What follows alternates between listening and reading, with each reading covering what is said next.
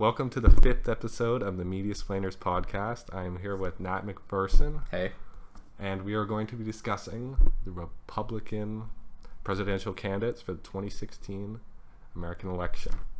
Except we're not talking about Trump in this episode. I mean, we're talking about the dropped out candidates. Yeah, there's a bunch of them. We're going to be analyzing everyone who could have been, would have been, should have been. We're going to be looking at their profiles. We're going to be cracking some pretty good jokes, I'm guessing. I think it's going to be a fun time. Or very poor jokes. Yeah, well, who knows? We'll see when the time comes. Yeah. A lot of this stuff just speaks for itself. We'll be excluding the Democrats, the Independents, Constitution Party, Green Party, etc. Libertarian Party. Right, Libertarian Party. Can't forget Gary Johnson. Nope. Although I'm sure we all will soon enough. Yeah, so do you want to just get right into this? Actually, wait, before we do, there's just something that we should list off. Yeah, we will, but like before we get into that, I think there's something I should bring up. You might hear a little bit of noise, background noise, some people talking. Hopefully it'll be very faint. There's some people in the next room making a bit of noise, although we're making noise too, so I guess it's fair in a sense. But just be aware of that. And don't hold it against us. I don't think it will detract whatsoever. Because like I said, it'll be very faint if you even hear it at all. Okay, so I guess we'll just run through the different candidates. We'll run through the different candidates, yes. Yeah, and we are going to be discussing them in the order based on who dropped out first. Okay, so the candidates who ran for the Republican Party in 2016, the major candidates, I'm sure there are lots of small ones that are not even worth talking about or even relevant, were Rick Perry, Scott Walker, Bobby Jindal, Lindsey Graham, George Pataki, Mike Huckabee, Rick Santorum. Sorry, you're hearing sheets. I think that's all right, though. I don't know what else I'm going to do. Rand Paul, Chris Christie, Carly Fiorina, Jim Gilmore. No one's ever heard of him. No. Jeb Bush. Ben Carson. Marco Rubio. Ted Cruz. And of course, John Kasich. Okay, so we're going to start with Richard Perry. Do you want to lead us in? All right. Most of you, including us, had probably forgotten about Rick Perry. But he was the first major dropout. He was the governor of Texas, and he had a very short run. His run ran from June 4th, 2015 to September 11th, 2015. So this guy's been out of the election sphere for over a year now. So, I mean, Perry was notable for a couple of reasons. He was the first real candidate to go against Donald Trump. At least from sources I've looked to speak out against him. To speak out, really, against Donald Trump. Yeah, I think he called him a demagogue or something after his original comment about illegal immigrants or something. I think that's specifically what he said. He was a demagogue. Or at least his publicist said that. At a time when Trump was pretty much leading in the polls. He was surging. I think it was... Yeah, he had recently entered and made the comment. You know, Perry was probably one of the more moderate Republicans on race as well. His speech at the National Press Club was, heralded as basically being progressive when it comes to, African American circumstances. I mean, not many people have seen it. I've saw a little bit of it, but I mean, right in this as the speech began, he was just straightforward about just the struggles of African Americans dealing with. But even back when he was nothing in the polls, I mean, he did show genuine concern. Maybe some people it came across as pandering, but I mean, it was heralded by the Wall Street Journal. Now, one thing to remember about Rick Perry is that, well, you may not remember him as a 2016 candidate at all. You very well may know of him because he ran a much more successful campaign for the nomination, an unsuccessful one, but a much better campaign that garnered more support in 2012. Yeah, I don't remember him from 2012, but I mean, You don't remember him? No, I don't remember. I remember him because of that very funny bit of information about him. Which was? So, want me to get into it now? Sure. As good a time as ever? Because you were just talking about his good record on race. And you just brought this up. And I just told you about this before we decided to start recording. So, maybe, just maybe, his whole 2016 stance on race may have been compensating. Way overcompensating. Well, maybe not. Oh, maybe the stuff he said was fair. Maybe he actually repented. Maybe, but here's a story from the Washington Post, which I know is a big establishment corporatist shill, but this is a factually accurate story. The title is Rick Perry's Family's Hunting Camp Still Known to Many by Old Racially Charged Name. And this is from Paint Creek, Texas. In the early years of his political career, Rick Perry began hosting fellow lawmakers, friends, and supporters at his family's secluded West Texas hunting camp, a place known by the name painted in block letters across a large flat rock standing upright at its gated entrance. The N-word head. N-word head. Yup. And not the light form of the N-word. No, the hard R. Talking hard R. Yeah. There's more to it that you can look into it yourself. But it's pretty funny and sad and very, very offensive. But it's one of the funnier bits of information to come out of the 2012 Republican primary. And I think it helped sink him. I think it was probably a factor in him not getting the nomination. Herman Cain at the time, who was the only black guy in the race, he kind of capitalized on it a bit. You know, talking about how offensive and inappropriate it was, and so, I think he gained some points from doing that.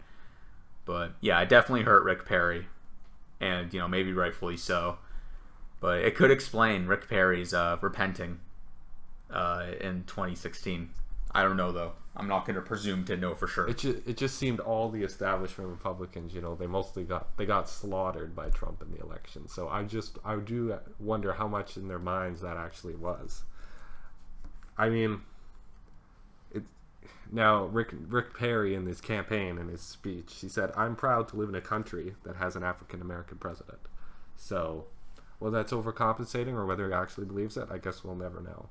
But he did, however, blame Democrats for a lot of modern or issues that have come upon the African American community, which I mean is kind of a familiar Republican theme. Like he's probably talking about crime and stuff. Well, whatever it is, I'm not exactly sure the context, but he had blamed them for that, and he basically called for, or he not called, but in the past he credited, the progress in, African American communities as being a coalition between Republicans and Democrats, but now he essentially turned it around and he's blaming Democrats. Yeah, which is kind of nonsense. Which is nonsense. It's ridiculous. Especially since, Republicans have been the ones holding back a lot of African Americans, whether you're talking, poll or voting fraud. Yeah, like gerrymandering. They're horrible, like on voting rights, which often do target minority communities, poor minority communities who are predictably going to vote Democrat. They're very weak on things like police reform, which is something that African Americans care significantly about. They're very against things like raising the minimum wage, which would disproportionately benefit African Americans who tend to make less and be in those lower tiers of jobs. Really, his statement's ridiculous, but I mean, Republicans also have a history of not performing well with African Americans in their home state. John McCain and Mitt Romney had performed under 10% of African Americans in their state voted for them. Wow. It really makes me wonder, and all these stats exist, I imagine, but it makes me want to look into the percentage of white Southerners who vote Republican, because all these Southern states are overwhelmingly red states, but they also have like the largest African American populations who always go Democrat. Overwhelmingly, over 90% of African Americans typically vote Democrat in presidential elections. So I wonder, like, it must be like every white person who's voting Republican in these solidly red states. If you put it straight to, white men in the United States, for example, Trump would win by far. We've pretty much established that. There's only when you look at it, there's only a few states that would be one. It's something like Washington and Oregon and Massachusetts and Hawaii or something like that, and there's maybe a couple more. I don't know if Illinois was included too, but I think even New York and the one I saw, if it was just white men, went to Trump. Oh, well, the election would just be over. It would be a wash.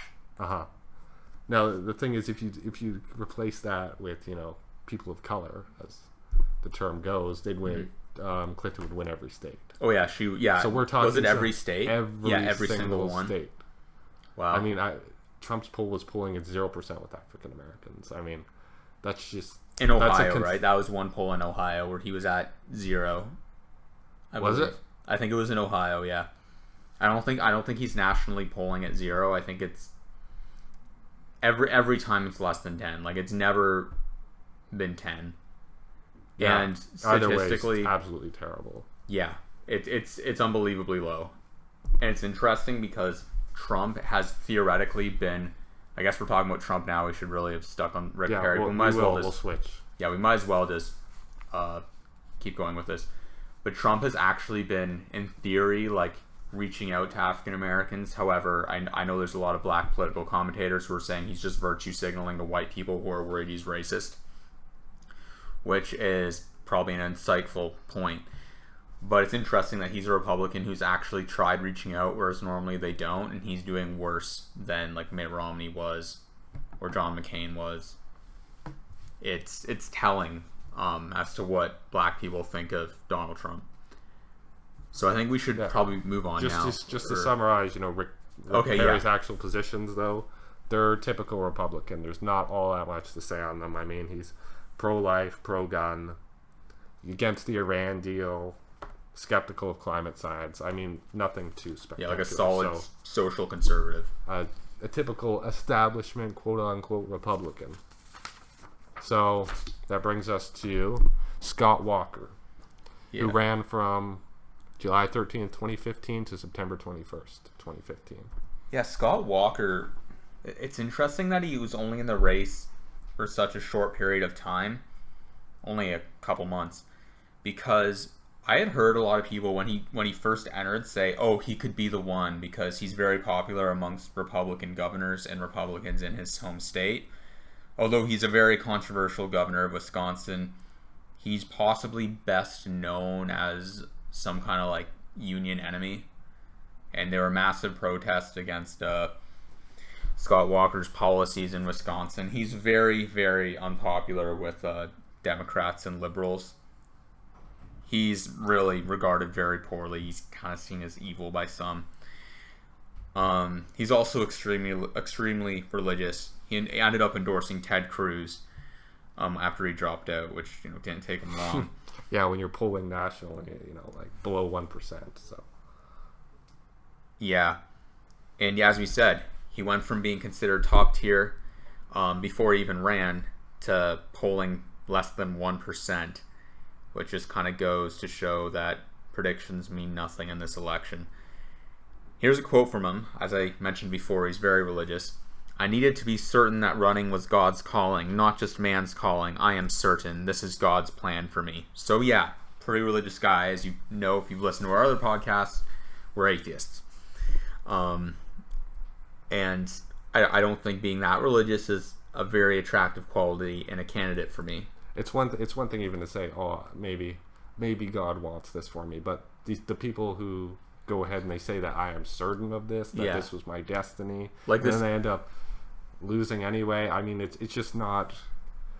It's not a good indicator of being a sane person to just be absolutely certain that you're being called to something when you're not. Yeah, I know. It's like there's a difference between saying, like, I think God is like this cosmic force, or maybe he is this being and I think he would want me to do this, or I feel like he wants me to do this. It's another thing to literally act like he came into your living room and started talking to you. Yeah. Like one's delusional, the other revelation. One's delusional, one is just sort of like this feel good feeling.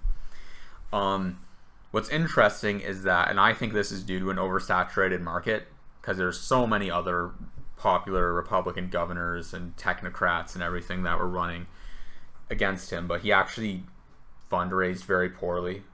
Even though he was actually, him and Paul Ryan, who are both from the same state, are very popular amongst, the notorious Koch brothers. Like, he got a lot of funding from them as a governor, but again, I think it was sort of the oversaturated market, especially early on in the primaries, and he didn't end up getting a decent slice of the pie in terms of funding or actual support from voters when polled. And basically his campaign ended up dying, even though he was praised by some of the higher ups, Trump and Rubio. But I mean, his super PAC just died out of funds, and that was basically the end of Scott Walker. Yeah, the river ran dry, I guess. And another thing to know, not only was he notorious as an anti-union guy, and I'm gonna just kind of insert some of my political beliefs here, even though I'm trying to keep this kind of just an objective analysis of the candidates. Union busters usually aren't on the good side of history. They're normally on the wrong side of things. So I think he'll be judged accordingly, but he was bad in other ways. He wasn't great in other ways too. He defunded Planned Parenthood. Now I'm of the belief why aren't they just funding all this stuff? Why are we funding the one most controversial area of all of the things we could be funding? That's my thoughts on Planned Parenthood in the States. How the hell did they end up funding these services and not basic healthcare services? Anyway, that's a whole other story. But you can take what you want from that. And he signed voter ID laws, which actually got overturned. So. Which, yeah. I mean, how many people even agree, voter ID laws are any good anymore, especially in the liberal circles? I've seen it's almost unanimous. Again, this guy is a liberal public enemy number one, and regardless of what your beliefs are, I think you can evaluate his positions on things and what he's done and realize, yeah, he's deserving of that. It makes sense that he's a liberal public enemy. Right on. That brings us to third eliminated, Bobby Jindal. This guy ran from June 24th, 2015 to November 17th, 2015. And oh, good Lord.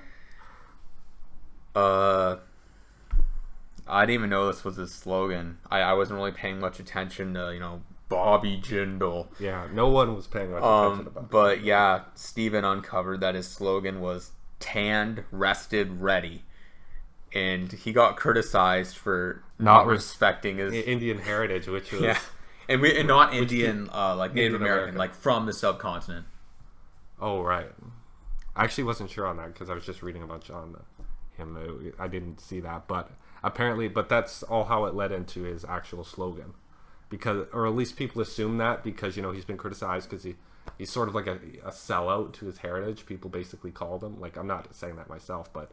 That was basically what was going around. So his whole tanned argument there is him basically being I'm owning my identities. Oh, okay. Right. I thought it might have been he was criticized for calling himself tanned, which I thought that would just be a classic example of oversensitivity if you're offended by a guy. No, embracing the fact that he's tanned. Okay, yeah, we cleared that up. All right. He's also one of the minority candidates, too. Yeah, he was one of the only ones. It was just him and Ben Carson, and I don't think I'm forgetting anyone else. They were the only two non-white people. Well, Marco Rubio and Ted Cruz are Cuban. Yeah, they're kind of but I mean Ted Cruz's dad, while Hispanic, is clearly European in origin. So he's white by my standards. And Marco Rubio is white. Pretty white. There's no getting around that. Pretty white, yeah. He's lighter skinned than most Italians, so he's white. Right. Yeah. Here we have, another candidate who early on was just going on and on about, Planned Parenthood. Oh, and their videos. The ones? The Planned Parenthood videos? The ones that were fake? Yeah, or that were like put together in a misleading kind of way. I actually haven't watched the videos, but I haven't either. Well, they're like 3 hours long, aren't they?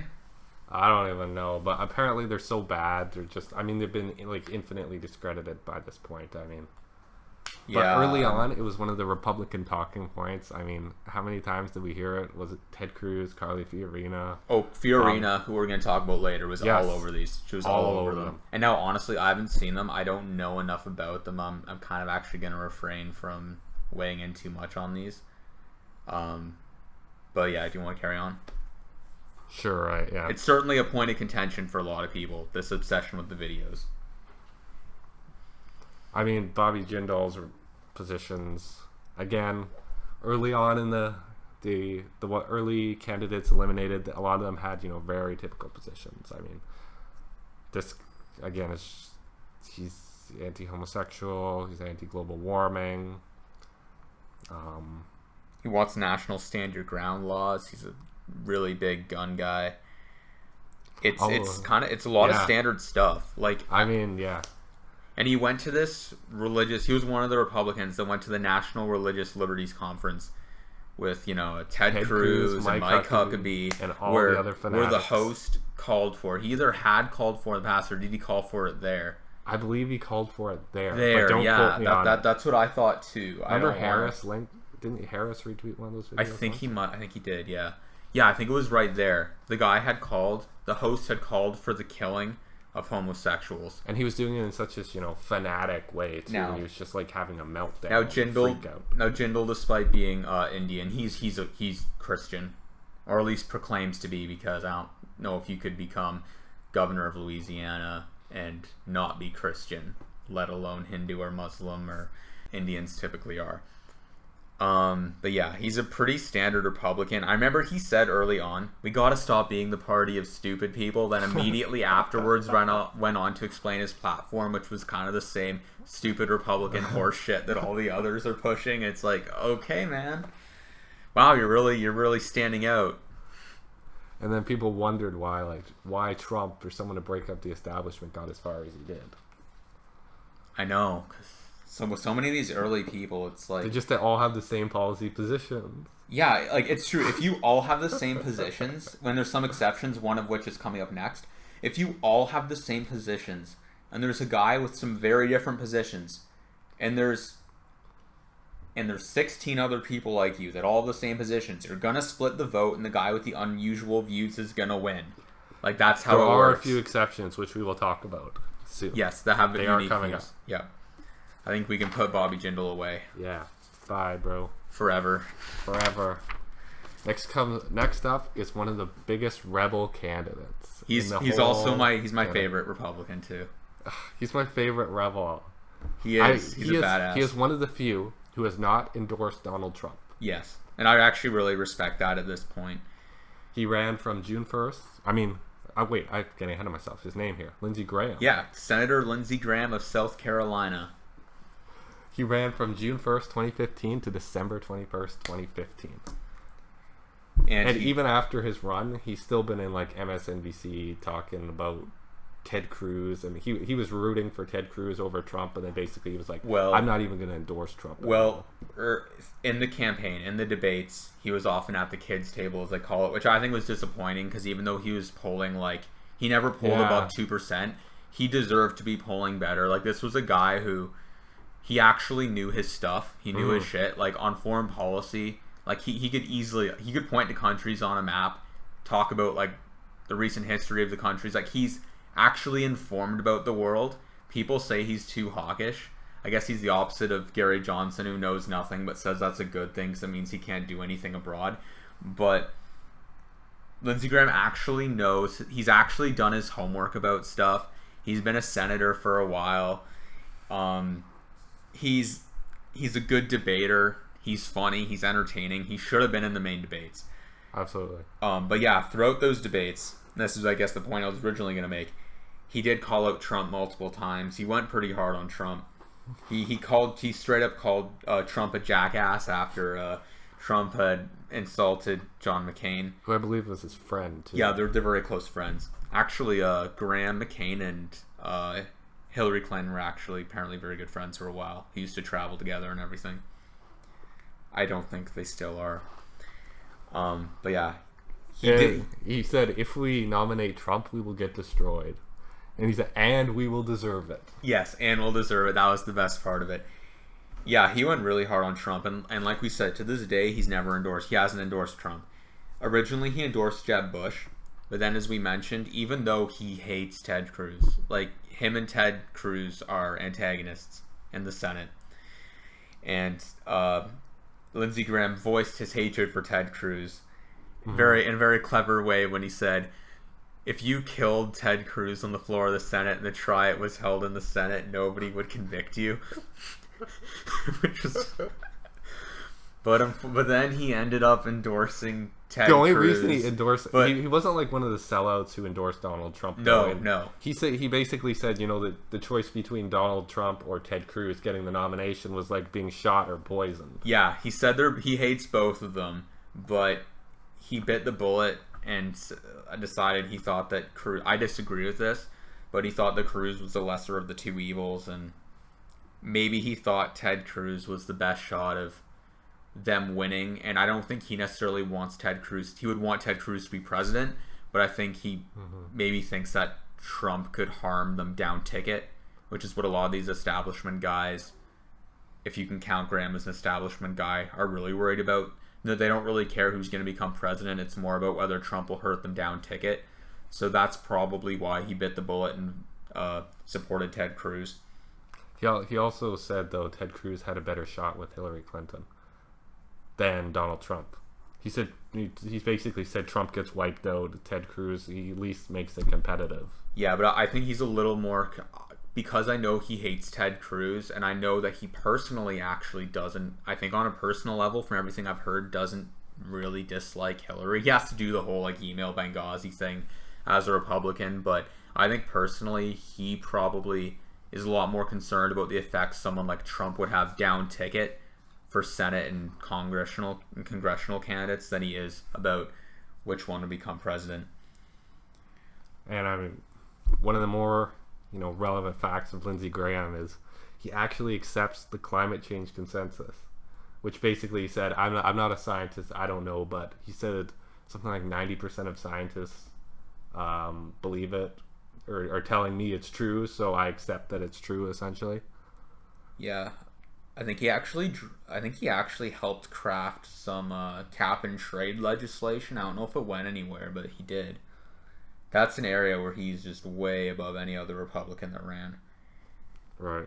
And he's also pro-immigration reform, and that was really a divisive issue on the right, because you had these guys like Donald Trump and Ted Cruz and Mike Huckabee and Rick Santorum, who he shut down actually really well in one of the debates, who took these really hardline stances on immigration. We're going to build a wall, and we're going to deport all these people, and we're not gonna no path to citizenship whatsoever. They took these really these vicious stands on immigration, and Lindsey Graham was one of the ones on the other side of things, which might have actually ended up hurting him, because immigration turned out to be like a make or break issue on the right this campaign season. Right. And for reference, I've checked out from what I could from PolitiFact. I mean, he's not that bad compared to some of the other Republicans in terms of being big liar. Most 8 of his statements that were checked by PolitiFact come back is either from true to half true. Only 4 come back from mostly false to false. If you look at someone like Trump or Ted Cruz, they're much bigger liars, where false or mostly false is their biggest category for check statements. I mean, he's not the worst above the Republicans, I think, by any means. He was critical of Rand Paul's isolationism, so I think this guy was definitely more of a what they call hawkish than some of them. But yeah, I mean, that's probably not the worst thing that comes out of the Republican Party anymore. I mean, yeah, that's really the issue. That there's a lot of things that make him unique, but that seems to be the thing that really sticks with people is his hawkishness. Mm-hmm. And that's, again, a point of contention on the right and the left, because I do know there are liberals who do like Lindsey Graham, but there's for his moderate positions and other things. Then there's a lot of liberals who are like kind of, you know, the TYT crowd who like slam him and hate him and think he's like basically Hitler because of literally Hitler, I guess is how they put it, because of his hawkish stances on things. I also think the same about Hillary Clinton, though. That's true. So I mean, everything in perspective. But I think maybe the line though that sticks the most is when he was refusing to endorse Trump. He says, "I'm not going to stand behind a guy who gets David Duke's support." Yeah. Like, why would David Duke support this guy? I mean, it might not mean much, but I mean, just the fact that that's even in consideration. I mean, how many times do you hear Republicans really irked by David Duke's support for Donald Trump? Yeah, I think that was admirable in a sense. At the same time, this whole thing about David Duke is a little I know, it's blown out of because, proportion, though. Because you can also consider the fact, too, that maybe David Duke is supporting Trump because after a certain point, he was the only, like, white Christian man in the race. Like, for a while, Trump's opponents were, like, his only real opponents were Hispanic, a woman, or Jewish. So, I mean, maybe that's why David Duke supported Trump. Like, that could have been it, too. But it also could have, it probably has a lot to do, though, with Trump's stances on things like immigration and his racial dog whistles and all of that wonderful stuff. Like having the Jewish star. Oh, that was horrible. Clinton. That was horrible. Oh, and then they played dumb afterwards, but like, no, like you knew what that was. Like anyone who like if you're deciding what images you're going to share on Twitter for a political campaign, like you should be thinking about that stuff. Like you were thinking about that stuff. You knew what it was. You shared it anyway. Right on. Yeah. So what? And one last point.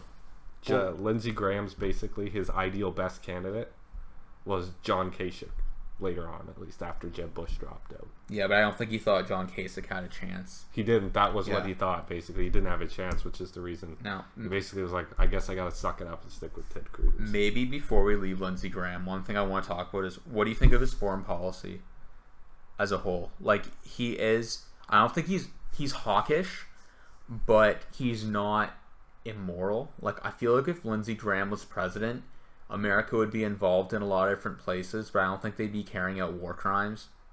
Like, that's my just getting angle into on the it. very specifics. I haven't researched all the specifics of what exactly his plans would have entailed, but I mean, to a certain extent, you can't just be isolationist, especially in the world we're living in. Yeah, you can't be isolationist.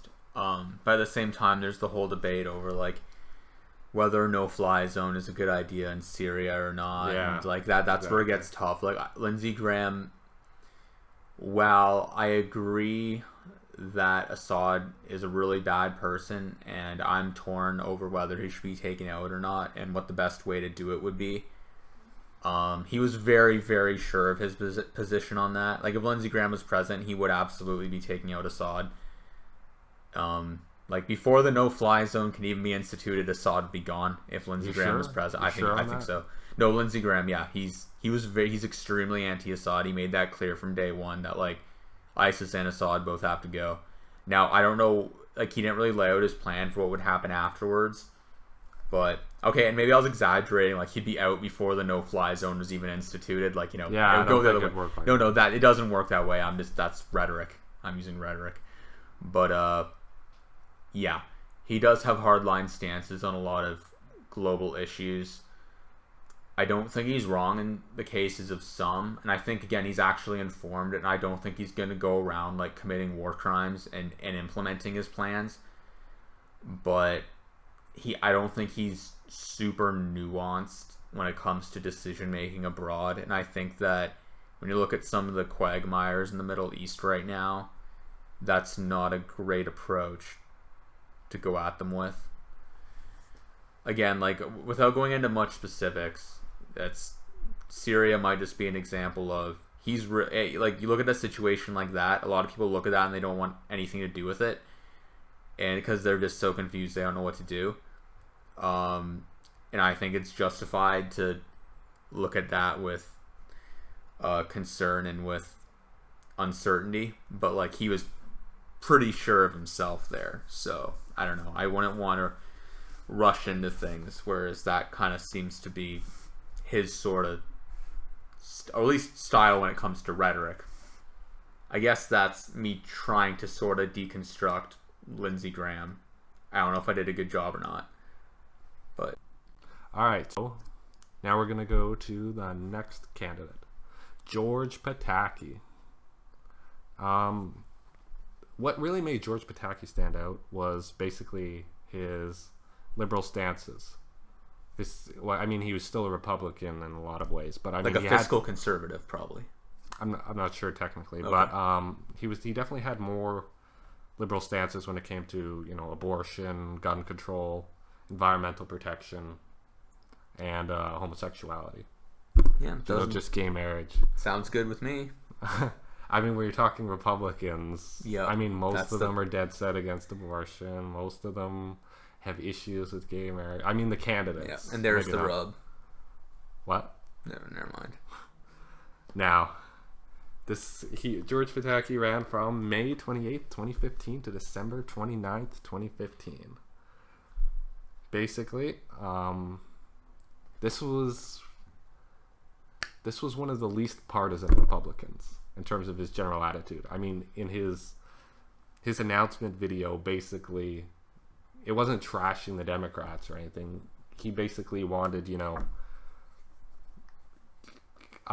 he wanted a better future independent of partisanship, was basically his announcement video. I mean, that's pretty rare. He's got to be like that, though, because he's a rare kind of guy. Like, he was a 3-term governor of New York. Mm-hmm. Like one of the bluest states in America, and he was a Republican governor, which explains his liberal stances on social issues, but it also explains why he would have been working with Democratic legislatures. He probably had Democratic people in his around him in his maybe cabinet or whatever. You know, he had to work with Democratic mayors. He had to work with Democratic sheriffs. You know, so I mean, in a lot of ways, it's a very attractive quality in a candidate. I believe it was the announcement video, but I quoted him before as "We the people, not Washington." I mean, he was pretty much like Trump in that he was anti-establishment, except maybe even predating Trump. I'm not sure exactly when Trump got in, but yeah, he was one of the few real anti-establishment candidates who was really against partisanship, which somehow just ended up in the Republican Party. I don't know why he just didn't go Democrat for a lot of it, but I mean, he seems to believe in climate change. He's green energy friendly. But the thing is with him, maybe which would, you know, not work so well with Democrats, is that he opposes, you know, federal mandates on climate change. He believes in, you know, incentives to actually have done that. I mean, to combat climate change, like privatization incentives and whatnot, just not having the government involved. It's kind of like, you know, small government, libertarian type approach to climate change, which in reality isn't going to work. That would be stuff like, he's not just saying let the free market work it out. He's saying that there should be like cap and trade and stuff like that. I imagine he's pushing those kind of policies where the government doesn't, like, you know, actively create, like, you know, set up new energy projects or restrictions, but they would implement, like, but they would. It's hard because from how I understand this position, he wouldn't want something like a carbon tax, but he might implement something like cap and trade, where you know, you can kind of treat pollution like a commodity and like credit, and then companies can, you know, work that out accordingly. I don't know, maybe he favored something like that, but it's still not the perfect climate change it's position, not. I mean, for Republicans, it's not enough. It's next level Republican. Oh yeah, that's insane for a Republican. It's not enough for a Democrat. It's not enough for me. Yeah, but I mean, he signed a gay rights bill too. It's still, he's just kind of, you know, far less toxic Republican, I guess you could say. He is pro-choice too. I mean, until 20 weeks, which is where he basically wants to cut off. I think I don't think that's that bad for a position. Well, honest to God, I know it's the most controversial issue in the world, and of all the issues, this is the one that'll get you hated. But I don't know. That sounds reasonable to me. A time limit, sure. I mean, even I believe Hillary Clinton herself wasn't unlimited time frame too. So in Canada has an unlimited time frame. I know, and even the U.S. doesn't have an unlimited time frame. He's Catholic. If he has he kind of got suckered into the whole Planned Parenthood videos. Oh, so yeah. Maybe that's one of his big Republican failings. But I mean, but at least he didn't go on about it like Carly Fiorina. But hey, he's probably a lot like Joe Biden or Tim Kaine. He manages to be socially liberal and a Catholic. And I don't think that's that as unusual as we think. I mean, look at New York, very Catholic. Everyone, pretty much everyone in New York City who isn't Jewish is Catholic. Massachusetts, extremely Catholic. But they're some of the most liberal states. Mm-hmm. I mean, it's definitely not incompatible. Yeah. That's the point we're getting to here. So yeah, it's George Pataki, one of your more liberal Republicans, and he was gone and didn't get very far. No, he got absolutely nowhere. In fact, I don't think we expected to talk about him for this long. We probably didn't even remember him, did we? No, the name had escaped me. Here's your favorite. Yeah, right? he's talk about at least. Yeah, Mike Huckabee. I love Mike Huckabee. I mean, I don't want him to be president. And I wouldn't want him to be the head of my state or my mayor or anything like that. But he ran from first we'll get this out of the way. He's entertaining as hell. He ran from May 1st, 2015 to February 1st, 2016. Yeah, and his slogan was I think was it Hope to Higher Ground or From Hope to Higher Ground, because one of his books is called From Hope to Higher Ground. So let's just, I guess, to give an overview of who Mike Huckabee is. He was originally a preacher, a pastor, I believe. He was a pastor who then became governor of Arkansas, and he actually was known there for being a very sort of populist guy. He was socially conservative, but on economic issues, he was actually to the left of virtually every Republican governor. And he has written a bunch of books, and he had a show on Fox News for a while. He ran in 2008. He won a couple states. He won Iowa. Actually, he won, I think, 8 states in 2008. He did well. He didn't end up doing so well in 2016, though. I'll give you some of the names of his books. They all have, I think, entertaining names. And as you'll learn, he's just an overall very entertaining kind of guy, for better or worse. Sometimes he's intentionally entertaining. Quite often it's unintentional and just comes from a lack of self-awareness. But one of his books is called From Hope to Higher Ground, as was his campaign slogan. I just think From Hope to Higher Ground is the most evangelical sounding name for a book I've ever heard. Another book he had was Do the Right Thing, Inside the Movement That's Bringing Common Sense Back to America. All these gays, they can be converted. Come on. Have common sense, guys. We've got to convert these gays. He had a book called Kids Who Kill, and he's a huge gun guy. So basically in that book, he just bitched about video games and rap music the whole time. And his most recent book is God, Guns, Grits, and Gravy, which he was pushing as some kind of cultural guide to explain to people who live in the bubbles, like New York, LA, and Washington, D.C., what it's like in Bubbaville, which is real America, where they're down to earth and everything. So I'll just give you, before I get into some of the hilarious things he said over the course of this campaign, and let me tell you, there's a lot of them, I think we should go through some of his policy positions. Very anti-abortion, except when the mother's life is at risk. He claimed he's compared Roe v. Wade to the Holocaust. They called it a Holocaust of liberalized abortion.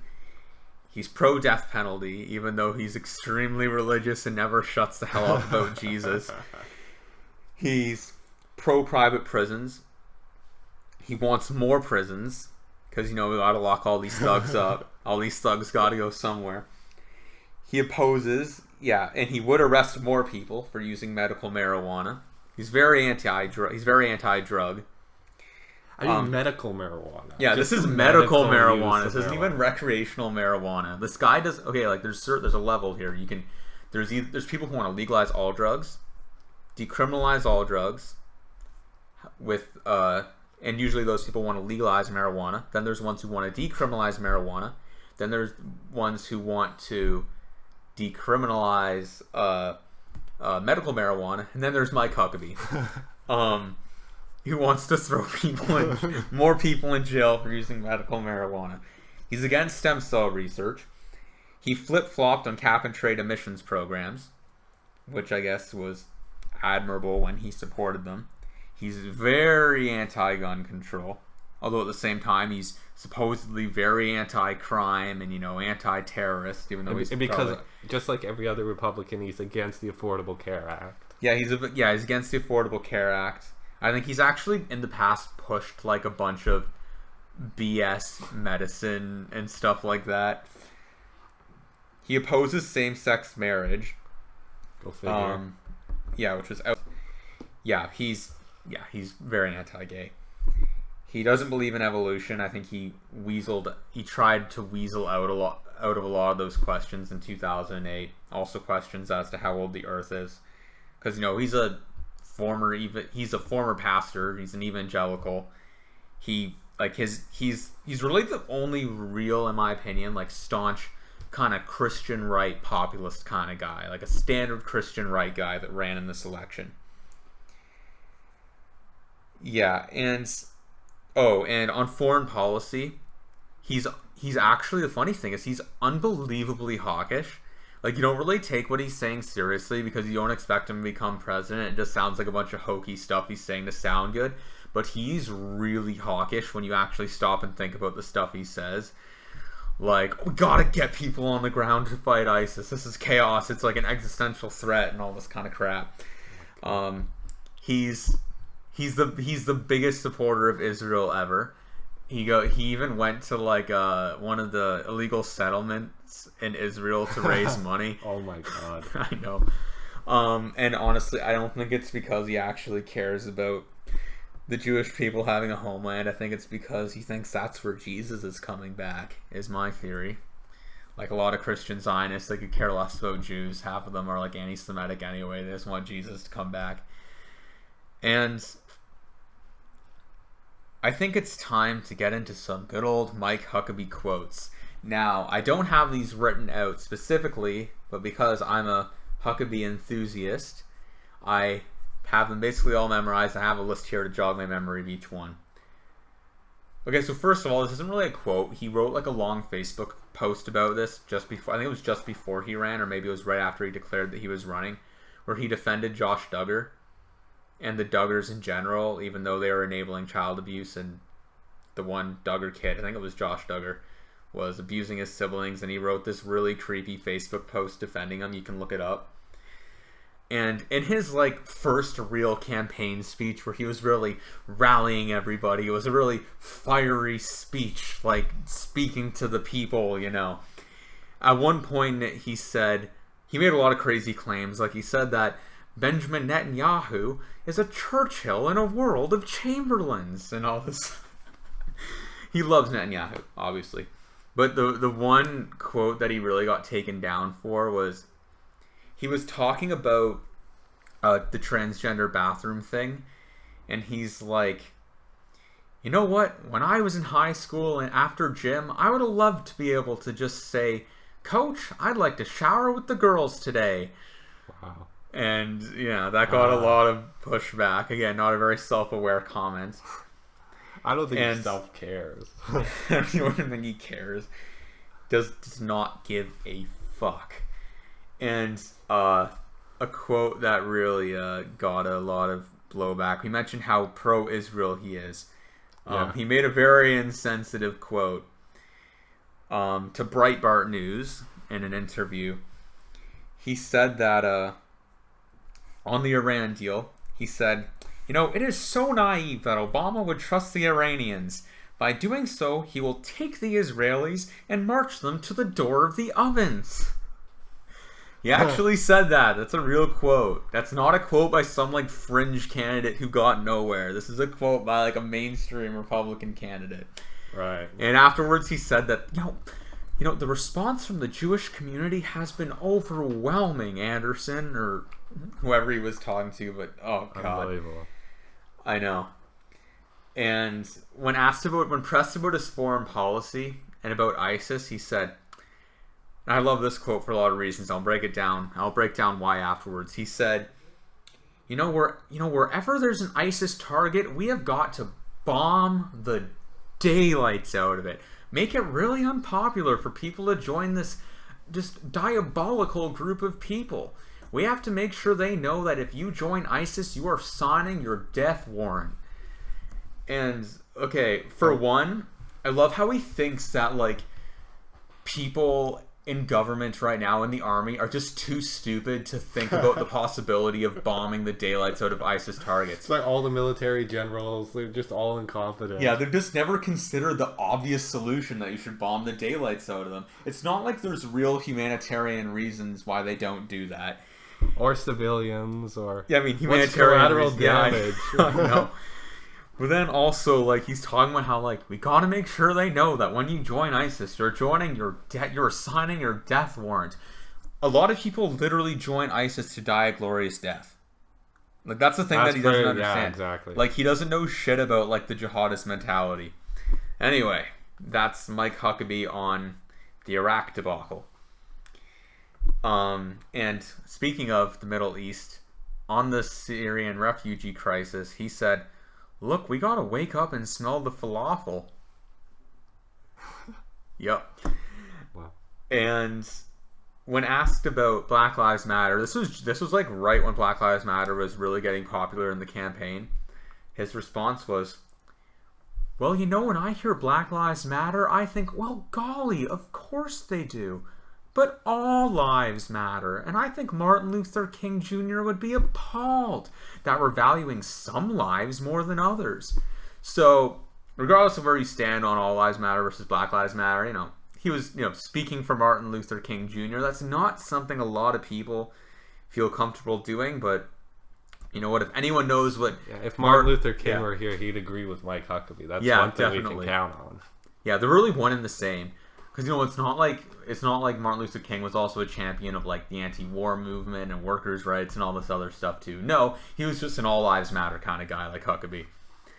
During one of the debates about economics, he was pushing his fair tax proposal, which is basically a consumption tax that would soak the poor and middle class and let the rich who don't spend their money get away with paying basically no taxes. And this is how he phrased it. You know what's great about the fair tax? Is that the prostitutes, pimps, illegals, and all the other people mooching off society will finally start paying their fair share.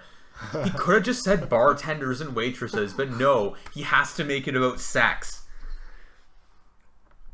And then, of course, we get to another comment he made in a debate where he was blasting Bernie Sanders and Hillary Clinton for how they're trying to appeal to young people. He said, "You know what? If one of us becomes president, we're not going to give you weed and free college. We're going to give you an opportunity to go and serve your country. Basically, shut up about wanting stuff and go fight a war." I bet young people were just like flocking to him after he said that. Really, he's just like a light, and they're all these moths. Like, who wouldn't want it? Who wouldn't want to just be sent to war by Mike Huckabee and have your government do nothing for you? Aren't the Republicans, losing kind of the youthful millennial crowd? I think they are, and shit like that isn't helping, because it's obvious when he said that he wasn't trying to appeal to young people. He was trying to appeal to older people in his base who think young people are entitled and everything. Right. Now, of course, we get to Kim. Not Kim Kardashian. Kim Davis. Oh, yeah. You'll remember how all of these Christian right guys were all just darting towards this whole Kim Davis thing to try to score political points and grandstand. She's a martyr for religious freedom. Yep. And Mike Huckabee offered to go to jail for Kim Davis or the next person like her. Yeah, he's really sticking his neck. He's really sticking his neck out, eh? And yeah, the way he speaks about like religious freedom and Christians getting persecuted makes you think that he's living in the Ottoman Empire. Like, in America in 2016, he's acting like he's a Christian in 1915 in the Ottoman Empire. Like, the rhetoric is just bizarre. Like, I watched this video of this atheist conservative guy who was challenging all the Republican candidates on their views on things like secularism. And Mike Huckabee basically said, like, oh, you know what? The Constitution doesn't say we're a secular country or whatever. So basically just admitted he doesn't believe in church and state. But he says, you know, I believe in religious freedom. I just want to make sure Christians aren't getting persecuted. Right. Okay. Because, yeah, they're getting persecuted. Christian persecution is like white genocide. It's honest to God. It's the same thing. They just love being persecuted. And I mean, actually, I want to be 100% clear. I should say pasty white, usually Northern European Christians like being, in America, like pretending to be persecuted. There's Christians going through hell in the Middle East right now, and they have been for a long time. I want to be 100% clear about that. And he also tweeted, I really like this tweet. What a world where Kim Davis is in jail and Hillary Clinton is not. Like they're in any way comparable. Yeah, I know. And another great tweet from him was during one of the debates when he was live tweeting the Democratic debates, because of course he was. He said, I would trust Bernie Sanders with my money like I'd trust a North Korean chef with my Labrador. Oh my God. Right. And of course, that. Yeah. Because North Korea is like the one Asian country no one would be offended if you chirp. That's basically it. Yeah. And he also had these social media campaigns called, one of which was Dogs for Huckabee because he likes dogs, even though I don't know if you know this, one of his sons killed a dog. Ooh. Did you know that? No. Yeah, one of his sons, when he was a camp counselor, they found a dog, like stoned it to death and hung it. What? I kid you not. Yes, look, you can look it up. You can look it up. Huckabee's excuse was that he's given was, the dog was sick. It had mange. Yeah, so that explains why they, stoned it, slit its throat, and hung it. Yeah. And that also explains why the son then got fired from his job as a camp counselor.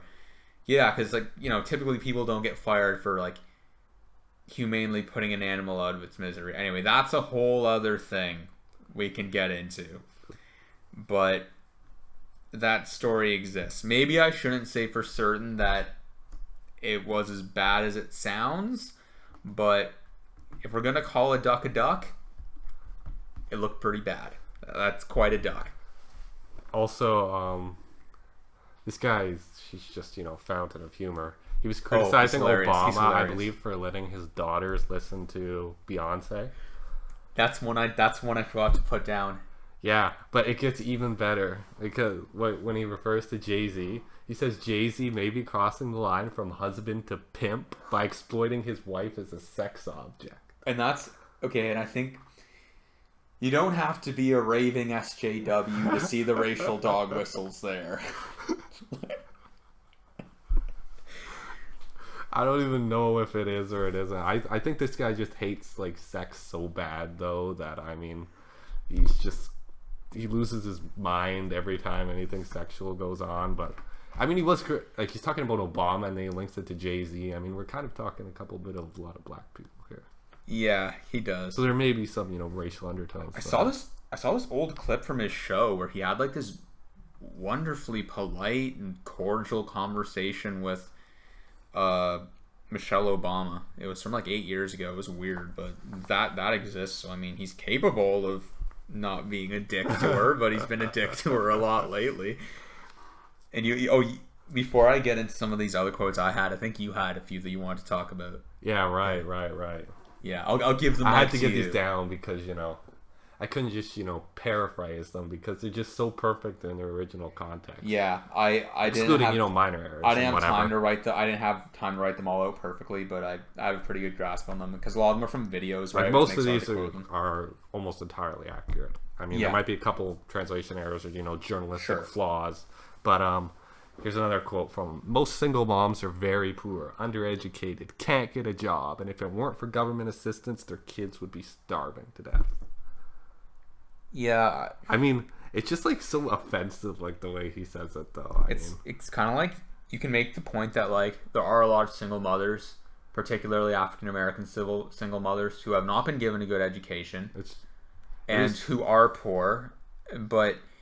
I mean, he's like, kind of true, but it's just his whole way of bringing about it. I mean, he's just so blunt about it. That's like why I wanted to bring up that. I know, but he makes it sound too like the way he words that.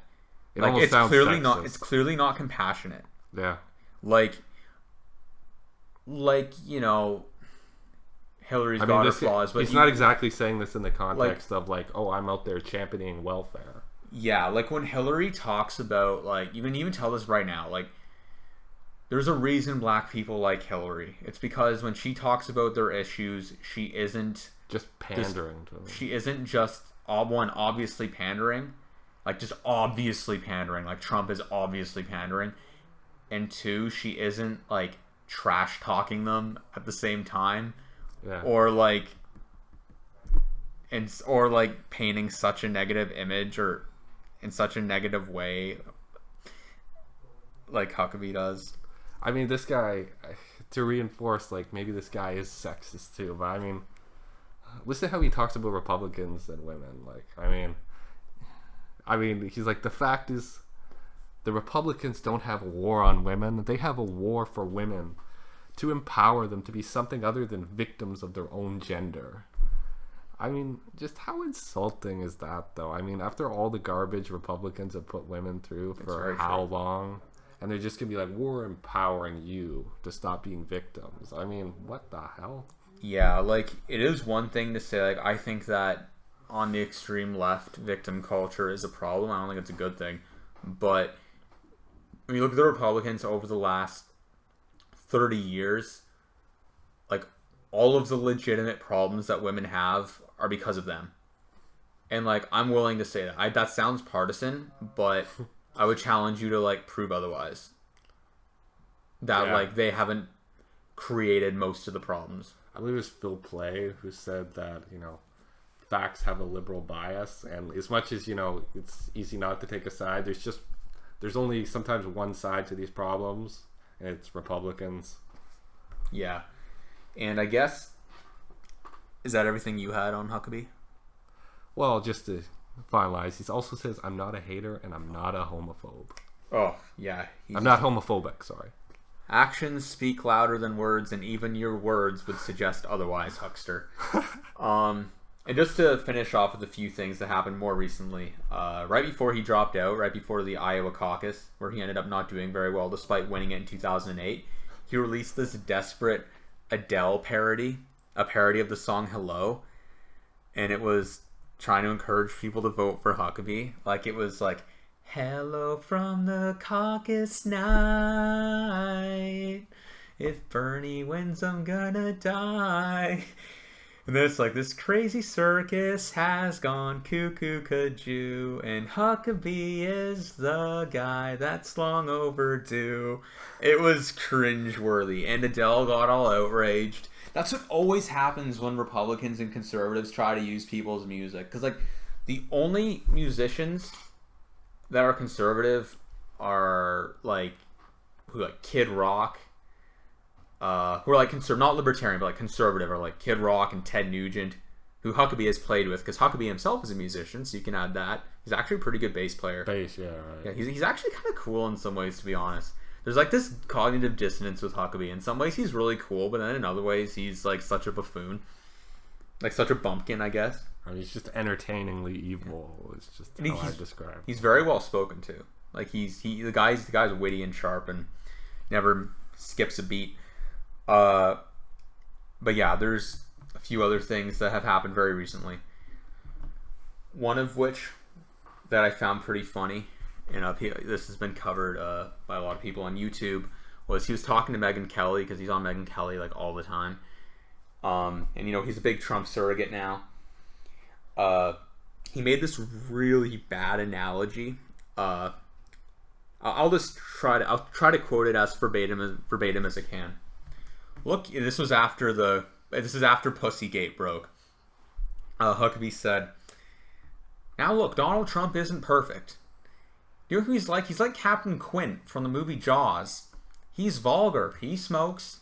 He's vulgar and he smokes, but he's gonna kill that." Now, I don't know if Trump smokes, but he did say, like, he smokes, he drinks, but he's gonna kill that shark. He's the guy to get the job done. Do you want somebody who's gonna get the job done? Or do you want the shark? Because Hillary, now she's the shark. She's gonna eat your boat, because sharks eat boats. That's what they do. She's going to have open borders, immigration out the wazoo. Because sharks have open borders. Yeah, sharks have open borders. Sharks just love immigration. And then Megyn Kelly says, "Hate to break it to you, Mike, but Captain Quint gets eaten by the shark. And I know I spoiled Jaws if you're some loser who's never seen Jaws, but it's not like it's a very plot-heavy movie. But yeah, not only was it just a terrible analogy to begin with, but it was almost ended up being poetic. I certainly hope the shark is gonna fucking maul Captain Quint in about a week from now.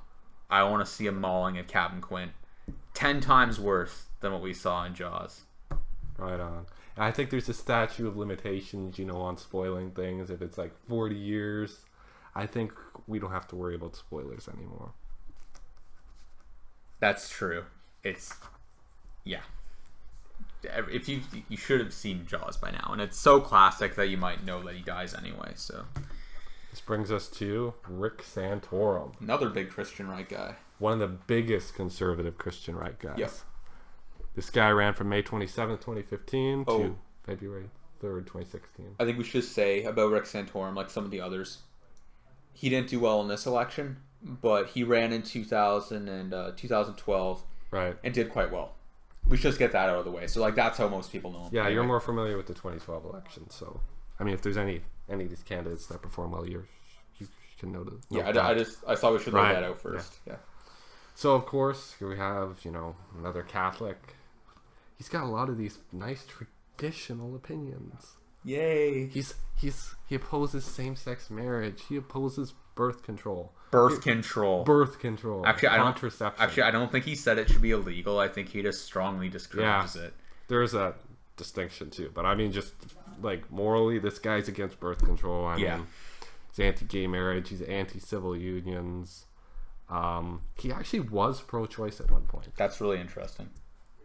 I didn't know that until recently, but yeah, he was pro-choice, but then he switched to pro-life after he got into Congress. Yeah, it might be hard to. I don't know what Pennsylvania's. I don't know that much about what Pennsylvania is like, but it might have been hard to get elected if he was a staunch pro-life guy. He might have been lying about being pro-choice, or maybe once he was in, there was pressure to be pro-life. I don't know. Well, pro-life or pro-choice, he has 8 children. Yeah. 8 children. That's this crazy. Guy. Yeah. There's Joe Biden Catholics, and then there's Rick Santorum Catholics. Yeah. This guy's pretty damn far right. I mean, he's not the least articulate of the Republicans. I mean, he's not that bad of a speaker, but he's out there. He doesn't believe that America should have separation of church and state. Yeah. I mean, if that doesn't say it all, I don't know what it is. I mean, you're talking, religion basically being your judicial system. And like, that's the thing. Like, you can debate like the Second Amendment all day, and you can talk about that all day, but like, so many of these Republican candidates, and we're seeing this with Trump lately, so many of them are like a fundamental threat to like the institutions that liberal democracy relies on, like separation of church and state. Mm-hmm. It's like how they sell themselves as like the party of freedom, and it's such BS. Exactly. I mean, this guy, he's pretty far in terms of, Christian persecution or, just pushing Christianity as far as he could possibly go. Yeah. He's convinced, that colleges are just, indoctrinating kids to be atheists. He was talking about some stat like 61% of kids who go into college or whatever come out, or kids of faith who go into college come out like atheists, basically, if they're religious, because it's more go in faithful than come out faithful of that kind of group. 61 sounds really high. Apparently, a lot of people lose their faith in college years. But he was just. I'm not. Okay, yeah. I'm not confirming his source. I'm just saying what he said. It was approximately that range. Right. But he was talking about how colleges just indoctrinate kids to be atheists, and we need to do something about it. The guy, speaking of anti-evolution perspectives, he wrote a foreword to Darwin's nemesis, Philip Johnson, in the intelligent design movement. I mean, this guy's he's just an obsessive. Yeah. He says the Obama administration is turning a blind eye to pornography. Well, I mean, here's a guy who's against pornography too. I mean, they are turning a blind eye. Yeah, because they are. I mean, there's nothing wrong with it. Well, I mean, unless it's child, yeah, they're dealing with child pornography. I'm not saying stuff. I know. He's talking general. He's talking general pornography, like consenting adults stuff. Yes, they're turning a blind eye because it's sort of in the Constitution that you have to turn a blind eye. Some of the Republicans are really like, I don't agree with this position, but it's the law, it's the way it should be. Like this guy, he basically wants to rewrite the Constitution. He doesn't want America to have separation of church and state. Unless it's the Second Amendment, then he's all over that everybody. One. All the Republicans are just constitutionalists. I know, they're like straight. I'm a constitutional conservative. I support support the Second Amendment. I support the Second Amendment. That part of the Constitution. The rest of it, fuck it. Yeah. I mean, this guy compared Obamacare to apartheid. I mean, what else do you have to say? What else do you have to say, right? I mean, he doesn't believe in climate change either. So, I mean, if you're looking for, a hardcore Republican who just doesn't compromise on any issues, still pretends like it's 1965, Rick Santorum's your man. Yeah, there's actually a couple things that are okay about him. I think that he wanted to raise the minimum wage. It was by 50 cents or something ridiculously low like that, but I don't know. That's at least shows that he's not completely, completely Republican in the dogma. He's only 98% Republican. And that 98% is pretty extreme, unfortunately. But he does have some willingness to walk outside the circle, essentially. I mean, maybe he's a bit of a feminist too. He links pornography to violence against women. So, in his whole anti-pornography tirade, I mean, maybe we can bring him down to 95% Republican. That's true, because some Republicans vote against the Violence Against Women Act. So, I guess you can decide where you want to go from there. Most of everything he says is bullshit, though, at least according to he did say. It says here, you said that he was ironic when he said that if Caitlyn Jenner, iconic. Oh, yeah, you're right. I read that wrong. Okay. I was gonna say that was actually No, we're not talking ironic. Iconic. This okay, is good. Damn serious. That's actually not bad. He said that if Caitlyn Jenner says he's a woman, I guess he said he, but then he's a woman. He says if Jenner says he's a woman, then he's a woman. So he's just unapologetic about his use of male pronouns for him being a woman or whatever. No, so that kind of got him into. But that's huge though. He acknowledged that he's willing to accept Jenner as a woman. I mean, he wasn't too pushy either way on the issue. That's what I mean. He's not like these other guys, right? He's not like Huckabee on the issue of, or Ted Cruz on trans issues.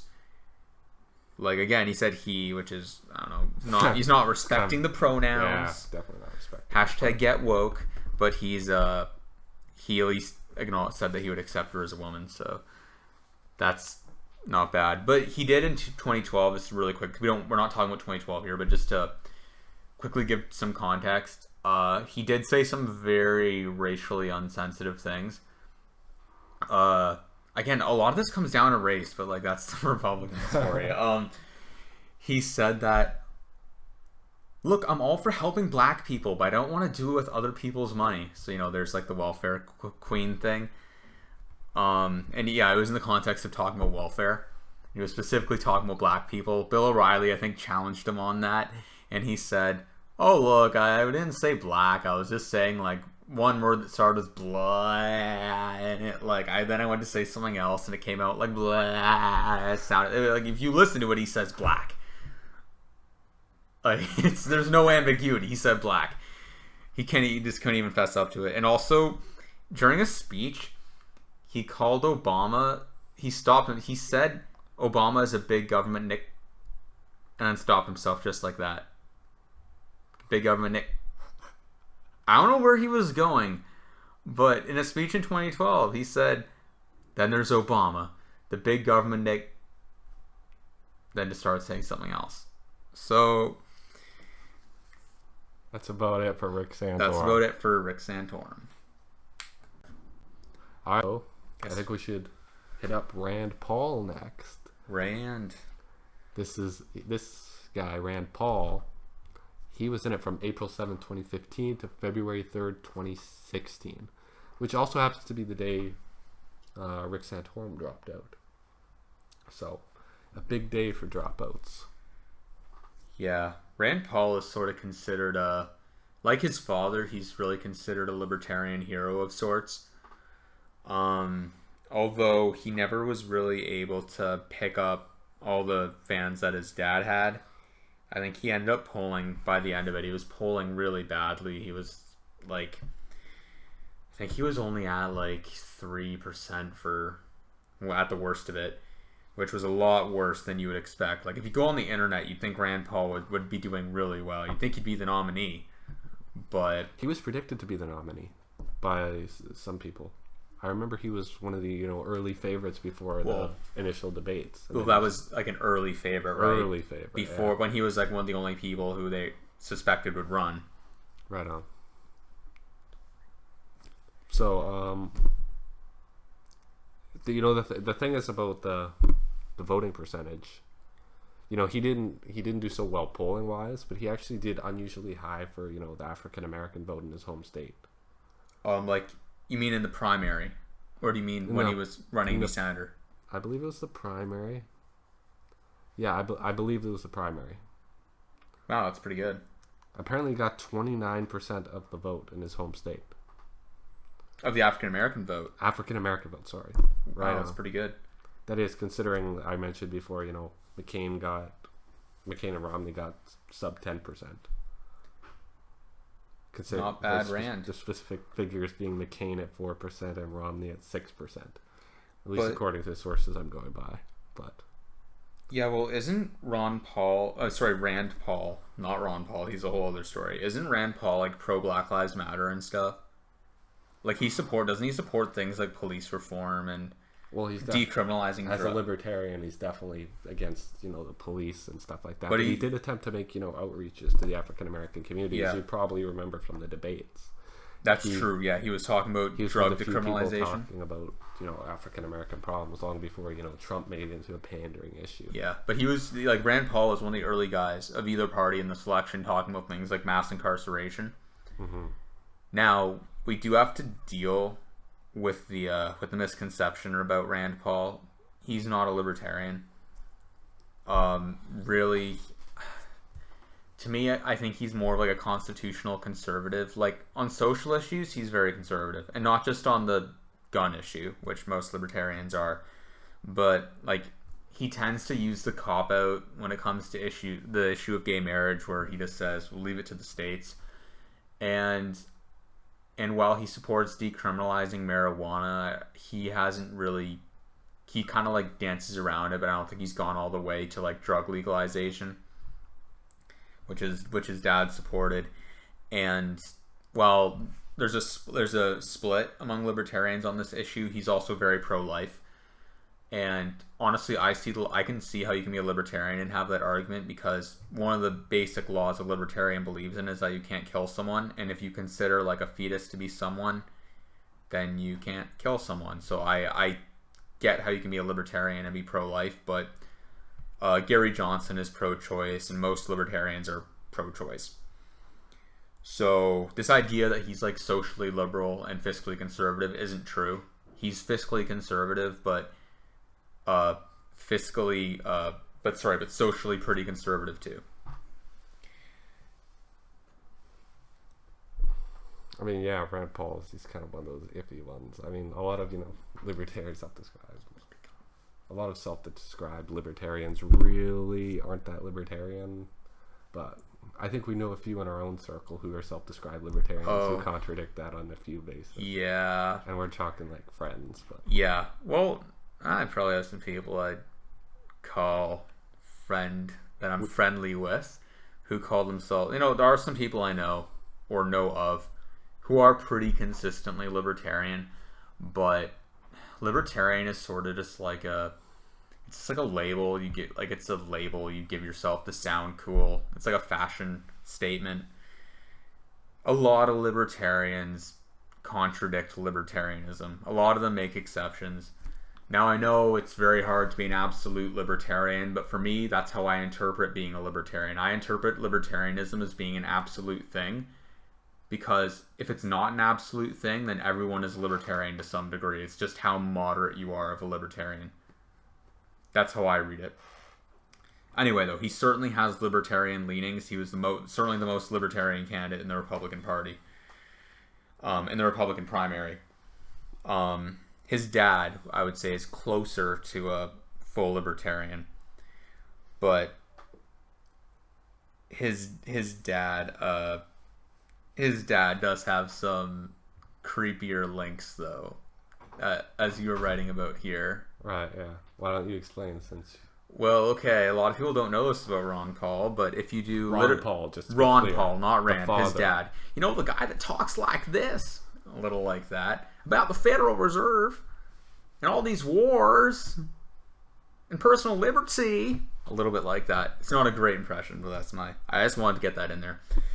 But yeah, if you do any digging at all, reading his Wikipedia page, you'll find out that there's this controversy with Ron Paul where he, and I think Rand's done an okay job distancing himself from this, but Ron Paul used to have this newsletter that he actually made a ton of money off that said outrageously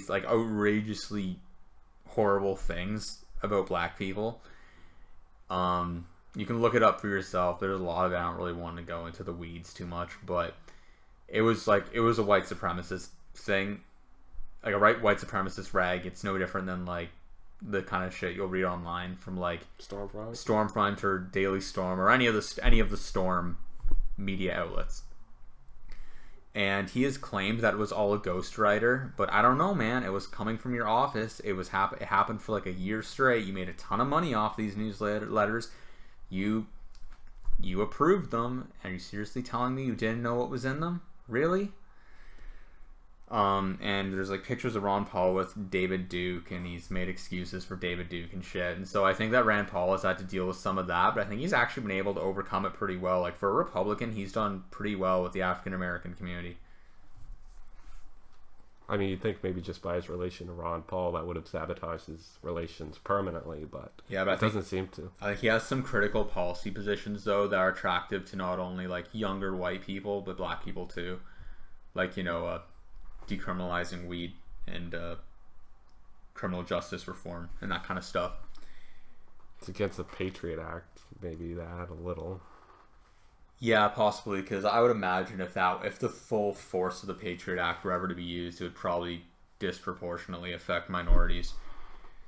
And that was really a point of contention, because when you look at all these other Republican candidates, they're all super authoritarian. He was one of the only libertarian leaning ones. So he had a lot of disputes with Chris Christie in the debates. There was some good back and forth between them on a lot of these issues. We're going to talk about Christie next. But, yeah. He dropped out very soon. They dropped out around similar times. But yeah, I think that Rand Paul was certainly a unique voice. I'm really glad he was in the debates, even though he got close a few times to not making the stage. Because really, there was nobody, it felt like an echo chamber. Those debates, it was just oh, I'm going to be more hawkish than you. I'm going to be more you're going to destroy this civil liberty. I'm going to destroy all of them. And then there's this one guy saying, maybe this isn't the right route to go down. I appreciated him in the debates. And we'll talk a little bit about a really funny moment later. Right. I mean, Rand Paul, just for example, he knew long before the 2016 election that the Republican Party's it sucked with, African Americans want nothing to do with it. That's what he said. Yeah, he said that. It's his own. I think Lindsey Graham actually said something similar. Like, we need to diversify. Like, demographics are changing. If we want to be able to win elections, we're going to need to change our message.